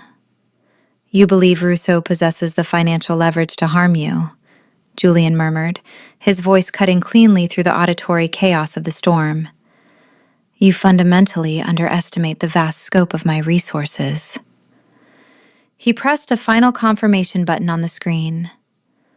"The debt is eradicated," Julian stated smoothly, tucking the satellite phone back into his pocket. "I just executed a hostile, absolute acquisition of the financial institution holding your family's accounts. I did not simply pay the medical debt. I fundamentally dissolved the corporate entity that issued it. Your family is entirely unburdened, and Russo currently lacks the jurisdiction to purchase a non-existent ledger." Clara stared at him, her breath completely vanishing from her lungs. The sheer, staggering magnitude of the financial intervention was impossible to immediately process. You dissolved an entire bank?" "I am the Alpha King," Julian replied, his steel-gray eyes burning with a dark, obsessive certainty. "Unlock the door." Chapter 19. Clara Yoon's hands trembled violently as she pressed the central unlock button on her sapphire blue compact car's console. The door mechanism disengaged with a sharp click.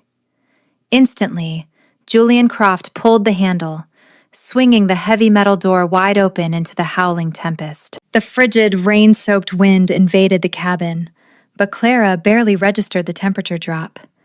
She was entirely captivated by the towering, soaked monarch standing before her.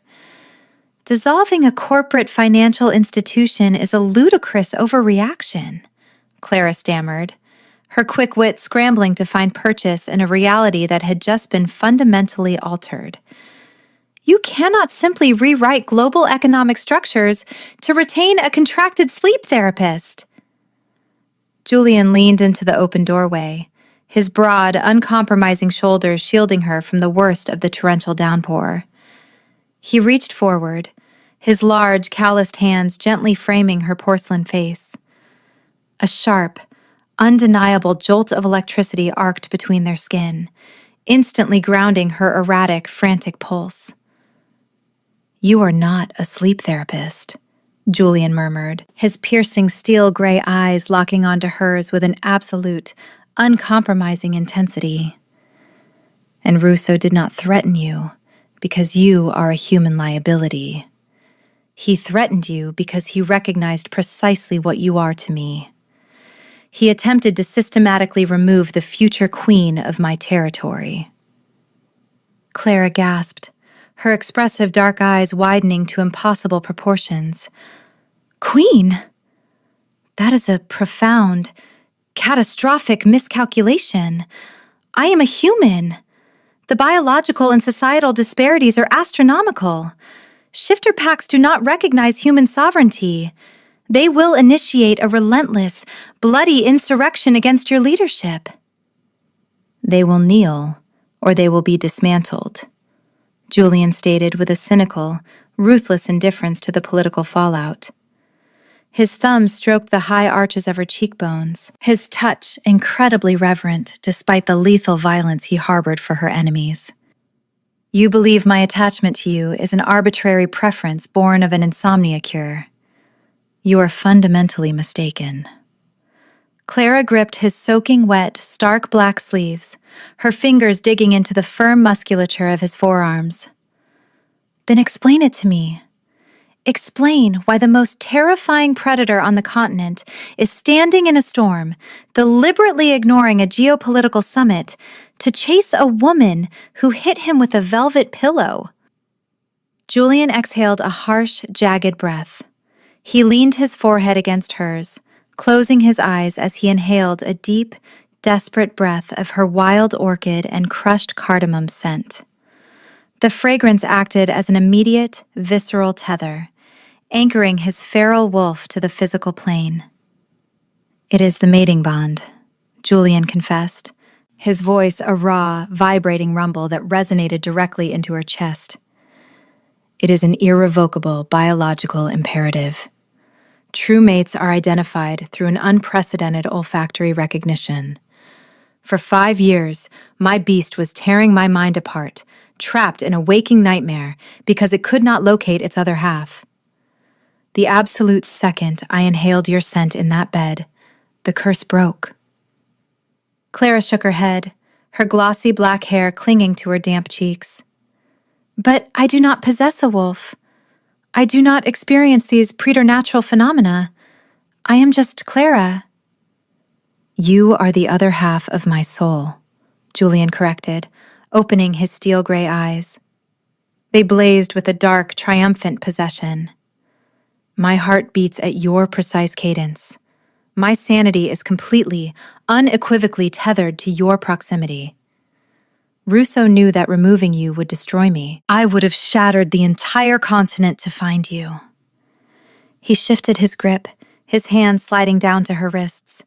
His fingers traced the heavy, glittering stones of the diamond bracelet he had secured there hours earlier. "This was not hazard pay," Julian murmured softly. "It was a claim, a promise that my wealth, my protection, and my absolute devotion belong entirely to you. You are not a captive, Clara. You are my fated equal." Clara stared into his eyes, the heavy, oppressive walls of her faux professional sarcasm systematically crumbling. The sheer, terrifying weight of his devotion was not a threat. It was an indomitable, luxurious sanctuary. Chapter 20. The meticulously constructed barriers that Clara Yoon utilized to navigate a society that constantly underestimated her finally collapsed. "I am terrified," Clara admitted. Her 100-foot-tall, 100-ton, 100-mile-per-hour, 100-degree Fahrenheit, 100-year-old, $100 million, 100-pound, 100-mile-per-hour, 100-degree Fahrenheit, 100-year-old, $100 million, 100-pound, 100-mile-per-hour, 100-degree Fahrenheit, 100-year-old, $100 million, 100-pound, 100-mile-per-hour, 100-degree Fahrenheit, 100-year-old, $100 million, 100-pound, 100-mile-per-hour, 100-degree Fahrenheit, 100-year-old, $100 million, 100-pound, 100-mile-per-hour, 100-degree Fahrenheit, 100-year-old, $100 million, 100-pound, 100-mile-per-hour, 100-degree Fahrenheit, 100-year-old, $100 million, 100-pound, 100-mile-per-hour, 100-degree Fahrenheit, 100-year-old, $100 million, 100-pound, 100-mile-per-hour, 100-degree Fahrenheit, 100-year-old, $100 million, 100-pound, 100-mile-per-hour, 100-degree Fahrenheit, 100-year-old, $100 million, 100-pound, 100-mile-per-hour, 100-degree Fahrenheit, 100-year-old, $100 million, 100-pound, 100-mile-per-hour, 100-degree Fahrenheit, 100-year-old, $100 million, 100-pound, 100-mile-per-hour, 100-degree Fahrenheit. "I am terrified," Clara admitted, her voice a fragile, genuine whisper that completely abandoned her cheerful customer service voice defiance. "I spent my entire life organizing details, managing crushing medical debts, and fighting for a microscopic shred of self-worth. I do not know how to exist in a world of apex predators, unequivocal wealth, and biological bonds. I am profoundly out of my depth." Julian Croft's expression softened, the sharp, aristocratic angles of his jawline relaxing into a mask of pure, unyielding devotion. He understood the staggering magnitude of the transition he was forcing upon her. He released her wrists and took a deliberate step backward, standing fully in the relentless downpour, offering her the ultimate, terrifying choice. "Step out of the vehicle, Clara," Julian rumbled gently. "You will never have to organize another defense. You will never fight for your worth, because your worth is absolute. Step into the rain, and I will be your impenetrable shield for the rest of our existence." Clara looked at the heavy brass master key resting in her console, then at the expensive thermos in the cup holder. They were relics of an independent, exhausted life. She looked back at Julian.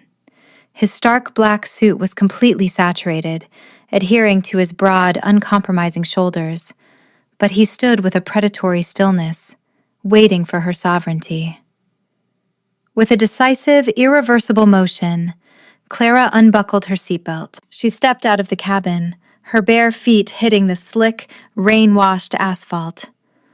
The storm instantly soaked her vibrant, ruby-red trench coat, the heavy water plastering her crimson silk blouse to her porcelain skin.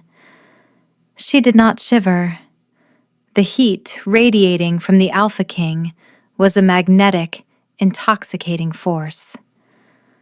Julian closed the remaining distance in a single, explosive stride. He wrapped his massive, heavily scarred arms around her waist, lifting her effortlessly off the ground.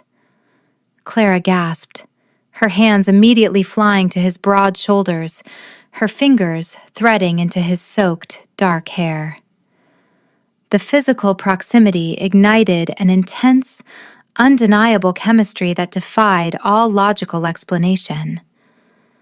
Julian pulled her flush against his solid chest, completely enveloped by her signature fragrance of wild orchid and crushed cardamom. He looked down into her expressive dark eyes, his own steel-gray gaze burning with a fierce, triumphant claiming. "Mine," Julian growled, the word a feral, biological absolute. "Yes," Clara breathed, surrendering her indomitable confidence entirely to him. Julian's mouth descended on hers with breathtaking, earth-shattering precision. The kiss was not a gentle, tentative inquiry. It was a desperate, hungry confirmation of their shared existence. Clara responded with equal fervor, her lips parting under his demanding pressure. The sheer, overwhelming intensity of the contact sent a cascading jolt of electricity through her nervous system, completely overriding the frigid chill of the rain. He kissed her as if she were the very oxygen he had been denied for 5 years. His large, calloused hands gripped her waist possessively, anchoring her against the storm. Clara's erratic, frantic pulse harmonized perfectly with the steady, powerful rhythm of his heart beneath his soaked shirt. The dark, cynical tyrant had been entirely eradicated, replaced by a devastatingly loyal mate who had just systematically dismantled a financial empire simply to ensure her safety. They stood entwined on the desolate highway, the midnight blue Grand Tourer and the sapphire blue compact car acting as silent metallic sentinels. The torrential rain continued to batter the asphalt, but Clara felt entirely, miraculously secure. The heavily armored, sarcastic sleep therapist had finally found an apex predator capable of matching her stern audacity. Chapter 21. Julian Croft utilized his matte black secure satellite phone, his calloused thumb navigating the encrypted interface despite the torrential downpour battering the desolate highway. He rapidly dispatched an elite recovery contingent to retrieve Clara's abandoned sapphire blue compact car, specifically mandating that her thermos remained absolutely secure within its central cup holder. He guided Clara into the heated passenger enclave of his midnight blue Grand Tourer. Her bare feet rested against the custom platinum interior, and though frigid rainwater saturated her crimson silk blouse and ruby-red trench coat, an indomitable warmth proliferated throughout her nervous system. She was inexorably tethered to the preternatural monarch navigating the vehicle. Julian bypassed the primary entrance, escorting Clara through a discreet, highly fortified security corridor. They reached the West Wing suite. The heavy oak door remained slightly ajar, precisely as it had been abandoned during their respective frantic departures. Inside, the shattered plastic fragments of her digital metronome persisted on the Persian rug. The mechanical gas fireplace remained extinguished. Within minutes, a breathless security detail arrived, having rapidly expedited the retrieval of her silver hardshell suitcase and canvas duffel bag from her abandoned vehicle. Clara immediately opened her luggage, retrieving her brilliant cerulean evening gown. The luxurious, jewel-toned silk represented a financial investment, completely devoid of any banal green hues. After she utilized the luxurious ensuite facilities to shower and change, Julian quickly followed suit, systematically eradicating the frigid rainwater from his skin before donning a pristine, stark black tailored suit that seamlessly concealed the faint, jagged battle scars traversing his lower ribs. He withdrew the heavy silver signet ring from his pocket, sliding the royal crest onto his finger. The cynical facade of the insomniac security chief was permanently eradicated. When Clara emerged, the cerulean gown cascaded flawlessly over her porcelain skin. The heavy diamond bracelet glittered unequivocally around her wrist. Julian's piercing steel-gray eyes flared with an intense, possessive devotion.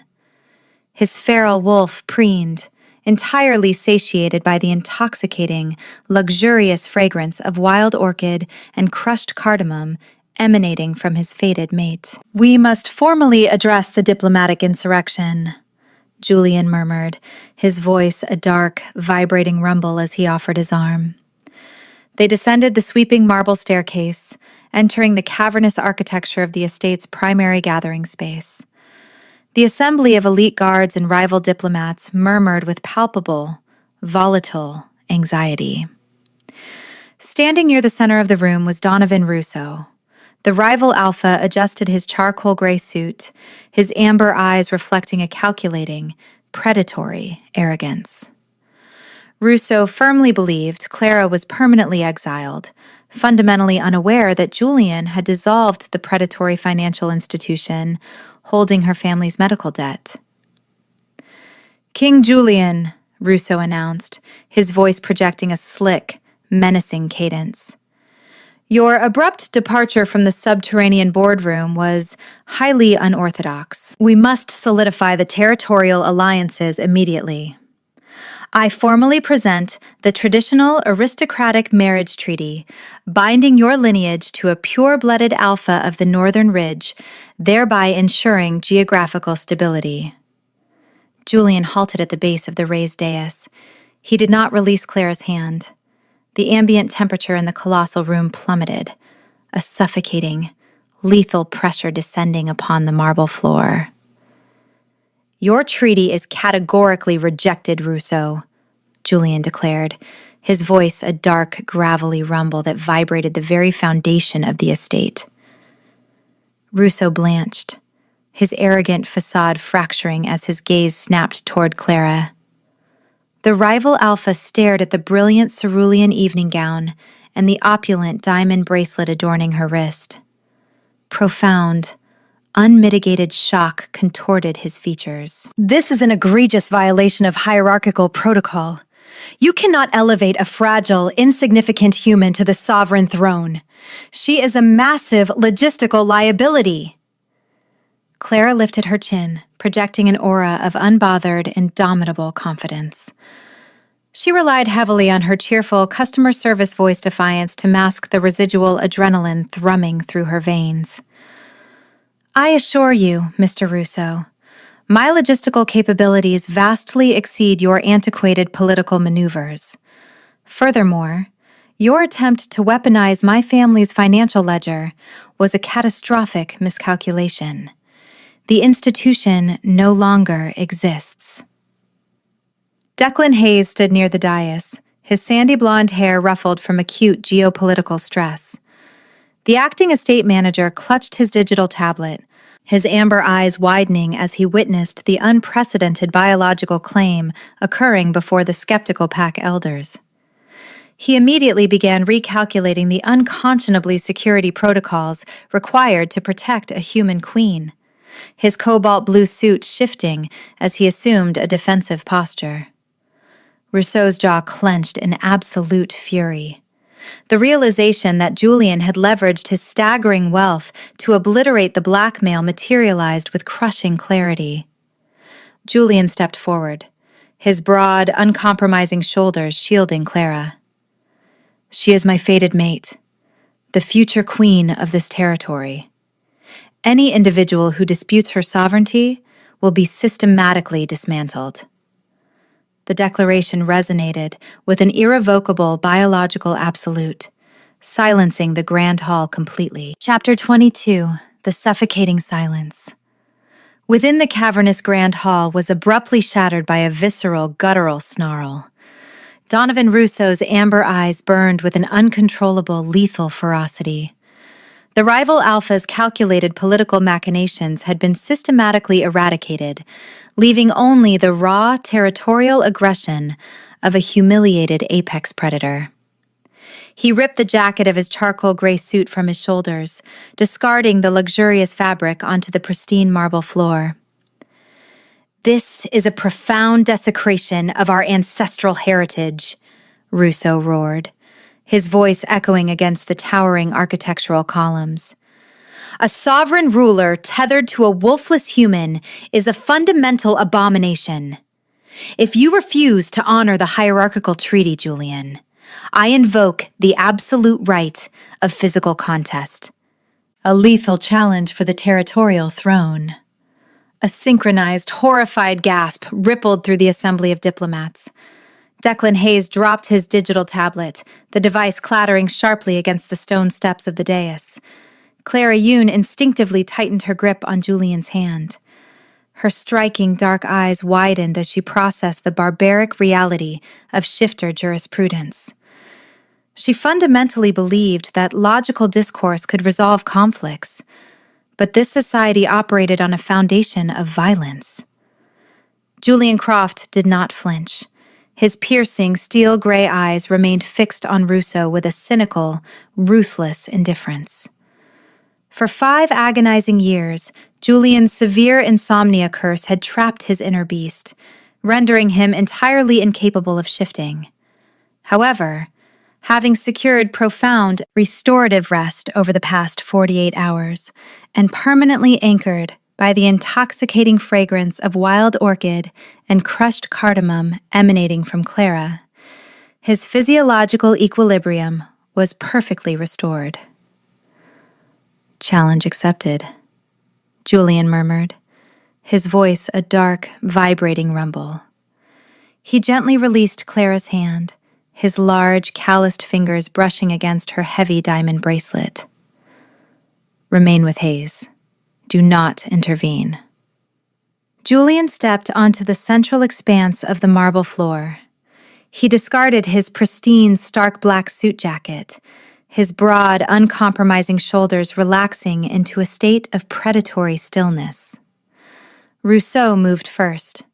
A horrifying chorus of fracturing bones and tearing ligaments echoed through the hall as the rival alpha embraced his metamorphosis. Within seconds, Rousseau transformed into a massive, heavily muscled timber wolf with a coarse, dark brown coat and savage amber eyes. The beast lunged forward with explosive, terrifying velocity, its jaws snapping toward Julian's throat. Julian's transformation was instantaneous and breathtakingly violent. The ambient lighting of the grand hall seemed to dim as his preternatural anatomy shifted.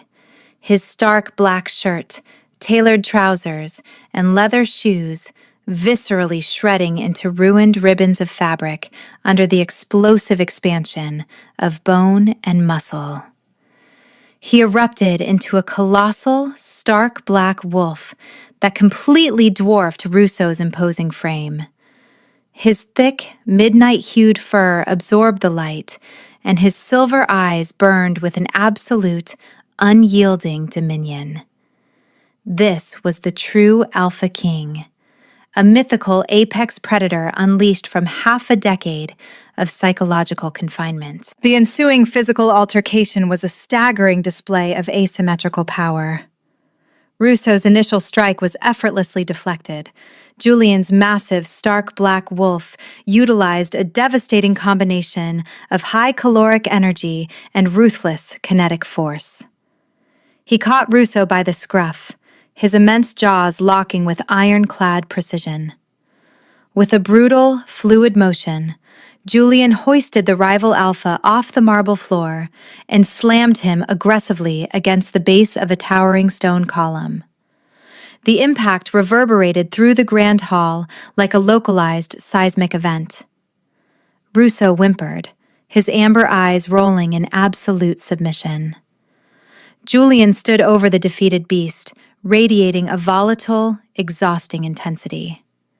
He placed one colossal, heavily clawed paw squarely on Rousseau's chest, pinning him to the shattered marble tiles. The stark black alpha released a deafening, preternatural roar that vibrated the structural foundation of the estate, demanding the absolute compliance of every individual present. The rival diplomats and elite guards instantly dropped to their knees, bowing their heads in total, unequivocal reverence. The physical challenge was definitively concluded.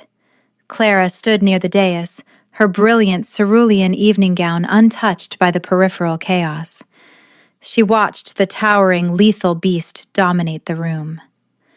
Instead of fear, a profound, resonant vibration echoed within her own chest. She recognized the underlying protective instinct fueling Julian's aggression. The colossal, stark black wolf slowly turned its massive head, its piercing silver eyes locking onto Clara. The visceral, terrifying aggression immediately dissolved, replaced by a deep, biological devotion. Julian initiated a rapid, bone-cracking reversal of his metamorphosis, returning to his formidable human state. Declan Hayes immediately stepped forward, draping a heavy velvet royal mantle over his sovereign's bare shoulders to compensate for the shredded suit.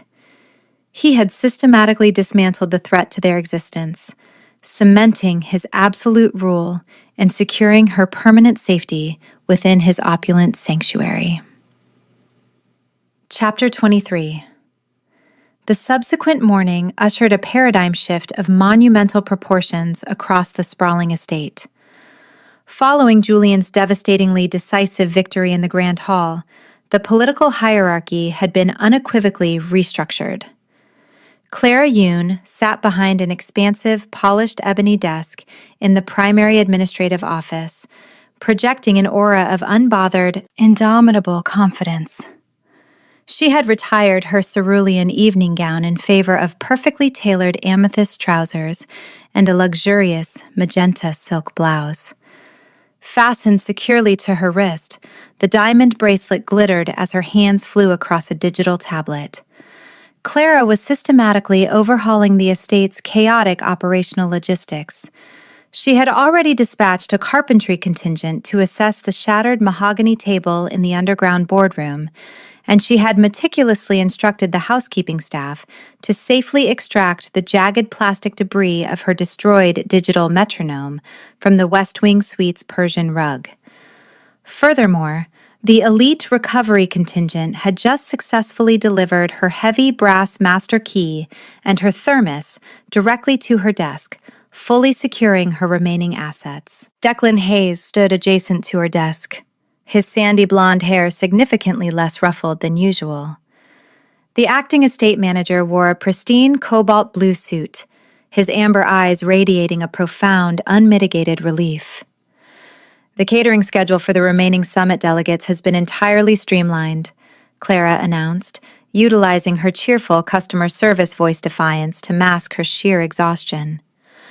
Furthermore, the perimeter security shifts have been realigned to mitigate unnecessary personnel fatigue. Mr. Hayes, please ensure these updated operational parameters are distributed immediately.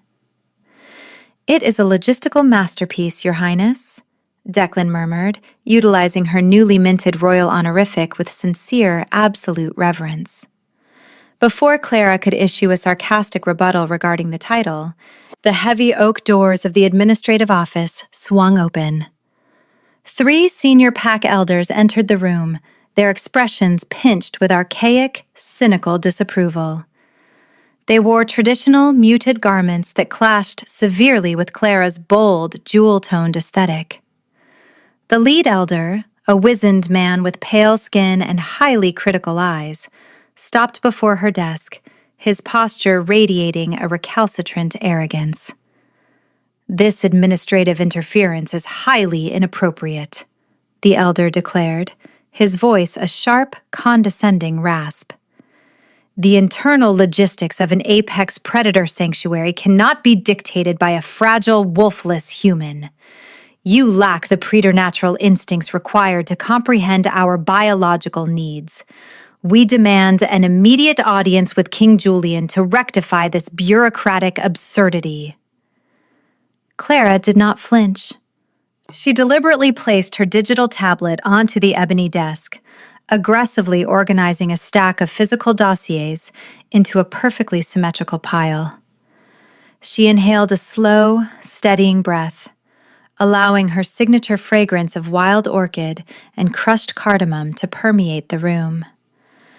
Julian Croft was leaning casually against the far wall of the office, partially concealed by the architectural shadows. Having viscerally shredded his formal attire during the earlier physical contest, he wore a hastily procured, loose-fitting charcoal shirt that accommodated his broad, uncompromising shoulders. His steel-gray eyes watched the confrontation with a predatory stillness, though he deliberately refrained from intervening. He found Clara's audacious capability infinitely mesmerizing. "I profoundly appreciate your unsolicited operational feedback," Clara responded, her tone dripping with polite, razor-sharp sarcasm. She offered the elders a brilliant, fundamentally terrifying smile. "However, it appears your esteemed preternatural instincts failed to prevent the catastrophic organizational deficit this estate experienced prior to my arrival. A pack of highly lethal shifters should not struggle with basic supply chain management and dietary scheduling." The lead elder blanched, his aristocratic indignation flaring. "You mock our traditions. A human cannot command the respect of the royal guard." "I command efficiency," Clara countered, standing up from her leather chair. "I am not attempting to howl at the moon or initiate a territorial physical contest. I am ensuring that your daily caloric requirements are met, your security patrols are effectively structured, and your architectural damages are meticulously repaired. If you prefer to revert to the chaotic, sleep-deprived administrative dysfunction of the past 5 years, you may formally submit a grievance. Otherwise, I highly suggest you adhere to the updated itinerary." The elders stood in paralyzed, horrified silence, entirely incapable of combating her formidable, quick-witted logic. They glanced nervously toward the shadows, seeking their sovereign's intervention. Julian pushed off the wall, his massive physical presence instantly dominating the room. He stepped up beside Clara, placing his large, calloused hand possessively on the small of her back. His feral wolf was utterly satiated by his mate's triumphant dominance. "The Queen's directives are absolute," Julian rumbled, his voice a dark, lethal vibration that commanded total submission. "Implement her schedule, or be permanently relieved of your duties." The elders bowed their heads in synchronized, humiliated defeat, hastily exiting the office. Clara exhaled a small, triumphant sigh, reaching for her thermos. The society of apex predators was terrifying, but her indomitable logic was proving to be a highly effective weapon. Chapter 24. The primary administrative office was an expansive, luxurious sanctuary of polished ebony and towering glass, yet it currently felt entirely insufficient to contain Julian Croft's volatile, exhausting intensity. Having executed a colossal, terrifying metamorphosis merely hours prior, severely prematurely and entirely devoid of the mandatory recovery rest his physiology required, the Alpha King was currently experiencing a deleterious caloric deficit. His stark black tailored suit had been completely, viscerally shredded during the violent shift in the Grand Hall. Consequently, he was now attired in hastily procured secondary garments, a pair of slate-gray lounge trousers, and an unbuttoned, loose-fitting charcoal shirt that exposed the rugged topography of his battle scars. Declan Hayes entered the office, his cobalt blue suit looking remarkably pristine. The acting estate manager balanced an enormous silver platter laden with high, protein-heavy roasted meats, setting it meticulously on a side table. Julian's preternatural healing mechanics demanded immense caloric energy to repair the muscular strain of his dominance over Donovan Russo. Yet Julian remained standing. He leaned obdurately against the mahogany doorframe, his piercing steel-gray eyes tracking Clara Yoon's every infinitesimal movement. Clara sat behind the ebony desk, projecting an aura of unbothered, indomitable confidence. She was still wearing her luxurious magenta silk blouse and perfectly tailored amethyst trousers.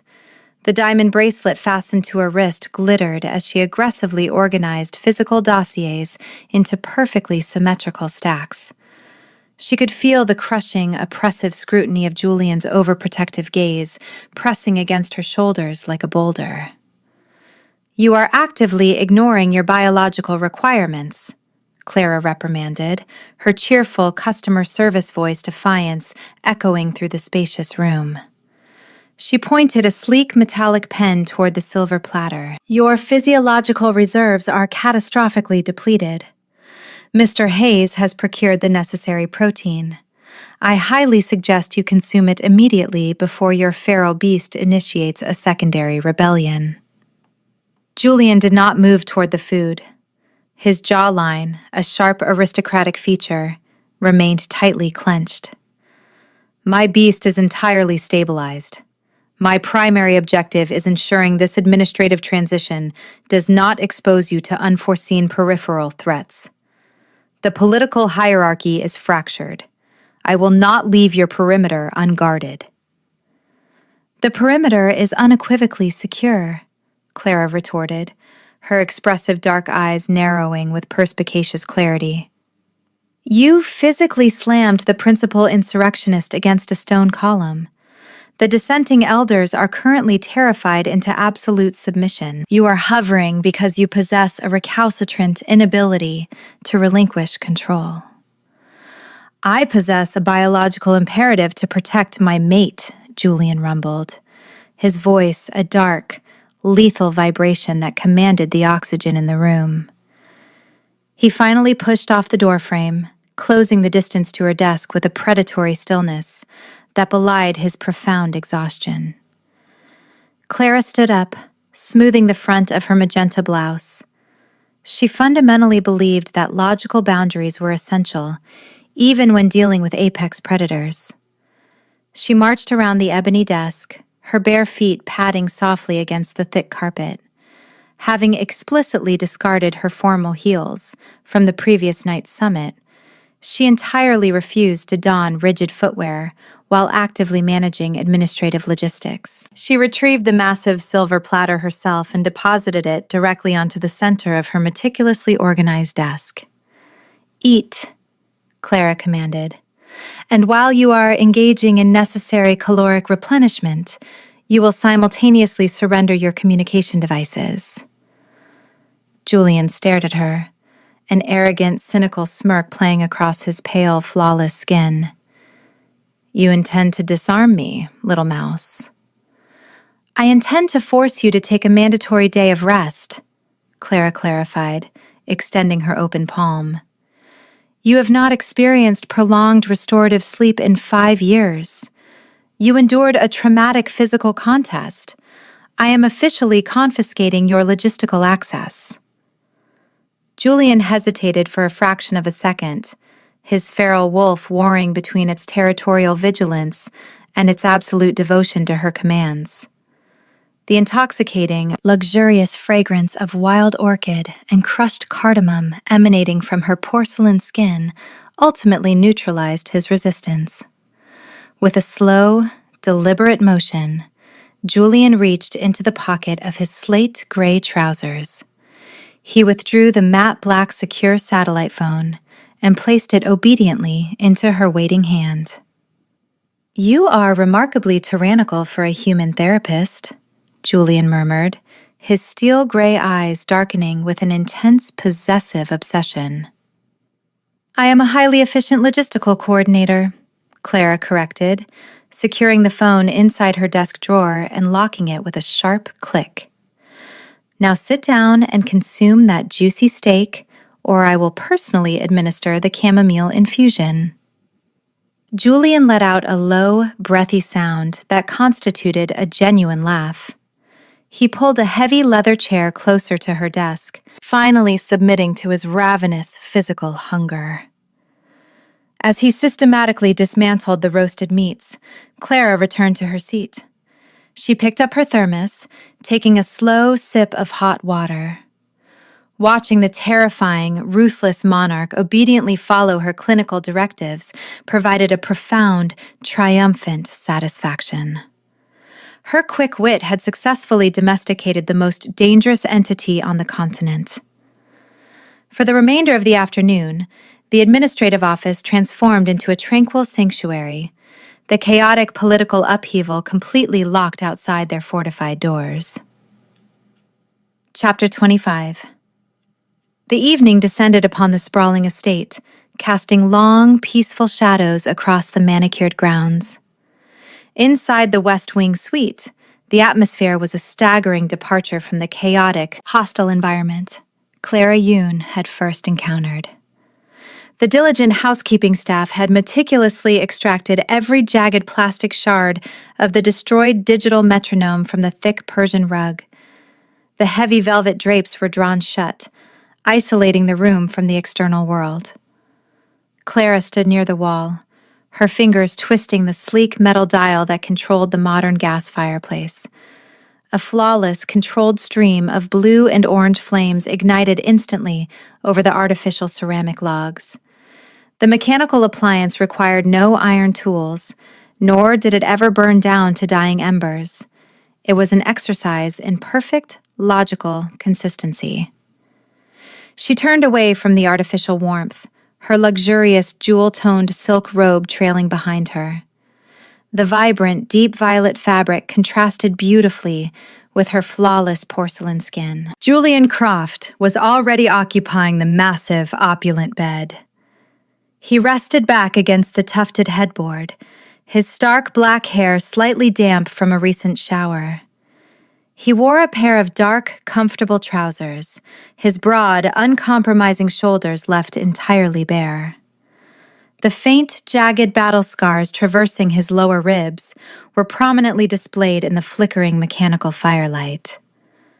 The caloric replenishment he had undertaken earlier had successfully stabilized his preternatural healing mechanics, yet a residual, profound exhaustion still lingered in the rigid lines of his aristocratic jawline. Clara approached the mattress, her expressive dark eyes scanning his posture. She climbed onto the luxurious silk comforter, moving with a fluid, unbothered grace. She positioned herself adjacent to him, crossing her legs. The diamond bracelet fastened around her wrist caught the firelight, casting brilliant, multifaceted prisms across the room. "Your cortisol levels remain unnecessarily elevated," Clara observed, utilizing her cheerful customer service voice defiance to mask the sudden, erratic rhythm of her own pulse. "The diplomatic insurrection has been completely eradicated. Donovan Rousseau is entirely subjugated. You are actively failing to embrace your mandated relaxation." "Decades of territorial vigilance do not dissipate instantaneously," Julian replied, his voice a low, gravelly rumble. He turned his head, his piercing, steel-gray eyes locking onto her. The suffocating, lethal pressure he usually projected was completely absent, replaced by a dark, reverent devotion. "My beast is pacified by your scent, but my mind continues to calculate logistical vulnerabilities." Clara let out a soft, perspicacious sigh. She fundamentally believed that physical, tactile synchronization was a highly effective clinical tool. Reaching out with meticulous precision, she placed her small, delicate hand directly flat against the center of his broad, heavily scarred chest. A sharp, undeniable jolt of electricity arced between their skin, grounding the volatile energy thrumming through the suite. Beneath her palm, Julian's heart beat with a steady, powerful cadence. Clara leaned closer, allowing the luxurious, intoxicating blend of her wild orchid and crushed cardamom fragrance to completely envelop him. She deliberately slowed her own respiratory rate, instructing him to subconsciously match her tranquil pacing. Julian closed his eyes, an action that required immense, absolute trust. He exhaled a long, jagged breath, his heavy musculature finally unwinding beneath her touch. The cynical, insomniac monarch was systematically surrendering his formidable defenses to her clinical expertise. As Clara stroked her thumb gently over a particularly prominent scar near his collarbone, a bizarre, unprecedented physiological phenomenon occurred. Deep within her own chest, beneath her ribs, she felt a strange, resonant vibration. It was an entirely foreign, preternatural sensation that defied her pragmatic, human logic. The vibration intensified, a rhythmic, rumbling hum that traveled up her throat. Clara gasped softly as the sound became audible. It was a soft, continuous, rumbling purr.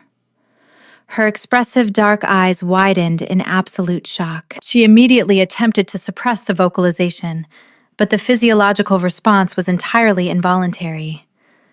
The sound was deeply soothing, a biological frequency specifically designed to heal and pacify an alpha. Julian's eyes snapped open. He looked down at the woman beside him, his expression rapidly transitioning from exhaustion to a profound, awestruck realization.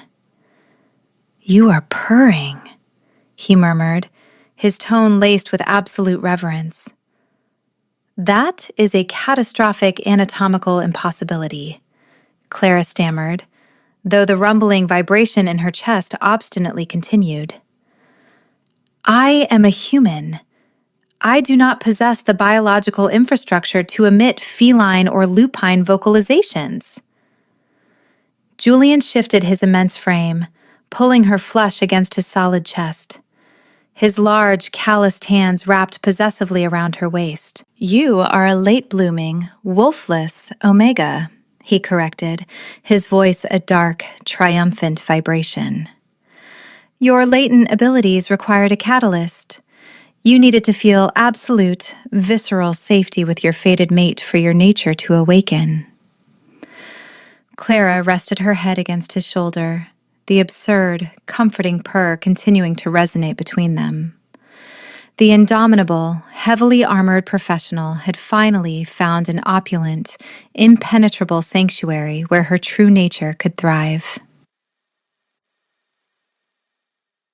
Chapter 26. 6 months later. The sprawling royal estate operated with an unprecedented, staggering efficiency. The political turmoil that had once threatened the territorial hierarchy had been systematically dismantled and eradicated. The pack elders, having been utterly decimated by Clara Yoon's quick-witted, logical directives, now submitted to the administrative protocols with absolute, unwavering obedience. Outside the colossal stone portico, Clara's reliable, zippy, sapphire blue compact car sat parked directly adjacent to Julian's midnight blue Grand Tourer. The visual juxtaposition of the two vehicles perfectly encapsulated their stabilized, harmonious reality. The crushing medical debt that had once cast a deleterious shadow over Clara's family was a distant, practically fictional memory, having been thoroughly dissolved by the Alpha King's absolute financial intervention. Inside the opulent West Wing suite, the morning sunlight filtered through the partially open velvet drapes, illuminating the immaculate Persian rug. Clara rested comfortably in the center of the massive, luxurious bed. She had completely bypassed her extensive wardrobe of jewel-toned silhouettes, opting instead to wear one of Julian's stark black button-down shirts. The garment was comically oversized, draping loosely over her flawless porcelain skin and providing an unparalleled tactile comfort. She adjusted her position against the plush pillows, her expressive dark eyes tracking the man moving across the room. Julian Croft was a staggering visual testament to the success of her therapeutic methodologies. He was devastatingly rested. The volatile, exhausting intensity that had once defined his every movement was entirely neutralized. The 5-year insomnia curse was permanently cured. His piercing, steel-gray eyes were clear, bright, and utterly devoid of the feral panic that had once haunted him. He moved with a relaxed, predatory grace, bringing a silver tray to the mahogany nightstand. Resting on the tray was her titanium thermos, filled with perfectly temperature-controlled water, alongside a plate of meticulously arranged, nutrient-dense breakfast items. "Your mandated caloric intake is prepared, my queen," Julian murmured, his voice a dark, gravelly rumble that sent a familiar, exhilarating shiver cascading down her spine. He wore casual dark trousers, his broad, uncompromising shoulders completely relaxed. The heavy silver signet ring gleamed on his finger as he set the tray down. "You are becoming dangerously domesticated," Clara teased, utilizing her cheerful, customer service voice defiance, though it was now laced with profound, unmitigated affection. She reached out, the flashy diamond bracelet on her wrist catching the morning light. If the rival alphas witnessed their terrifying monarch delivering breakfast in bed, the geopolitical fallout would be catastrophic. "The rival alphas are terrified of my logistical coordinator," Julian retorted smoothly, an arrogant, cynical smirk playing across his sharp, aristocratic jawline. "Donovan Russo still flinches whenever he receives an administrative email bearing your digital signature." Clara let out a bright, genuine laugh, entirely devoid of her former faux professional sarcasm. As Julian leaned closer, his immense, protective presence washing over her, the profound feeling of absolute, visceral safety caused the strange, resonant vibration in her chest to activate. A soft, rumbling omega purr instantly filled the quiet room. The luxurious, intoxicating fragrance of wild orchid and crushed cardamom permeated the air, anchoring their environments in deep, biological contentment. Julian sat on the edge of the mattress, his immense physical presence a comforting, impenetrable shield. He reached forward, his large, calloused hands gently pushing the oversized, stark black shirt aside to reveal the subtle, unmistakable curve of her slightly rounded stomach. A profound, awe-struck reverence overtook his features. The biological impossibility that had plagued his lineage for decades, the inability to sustain a viable pregnancy, had been miraculously overcome by the absolute purity of their true mating bond. Julian leaned down, his dark hair brushing against her skin. He pressed a gentle, profoundly reverent kiss directly to her rounded stomach, his feral wolf completely satiated by the new life growing within its fiercely protected mate. "You executed a flawless logistical triumph," Julian murmured softly, his steel-gray eyes lifting to meet her striking dark gaze. "You cured my madness.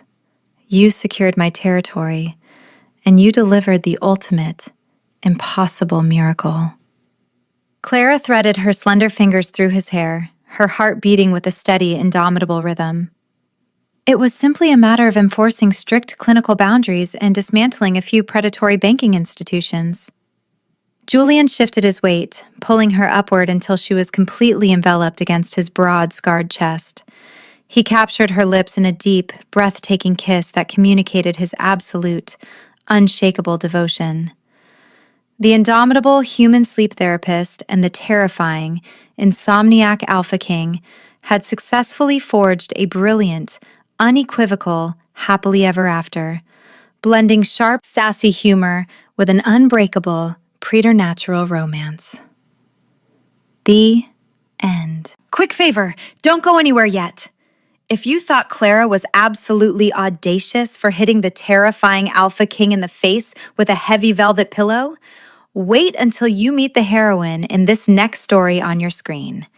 You have to hear this disaster unfold. Click the video on your screen right now. It is absolutely unhinged.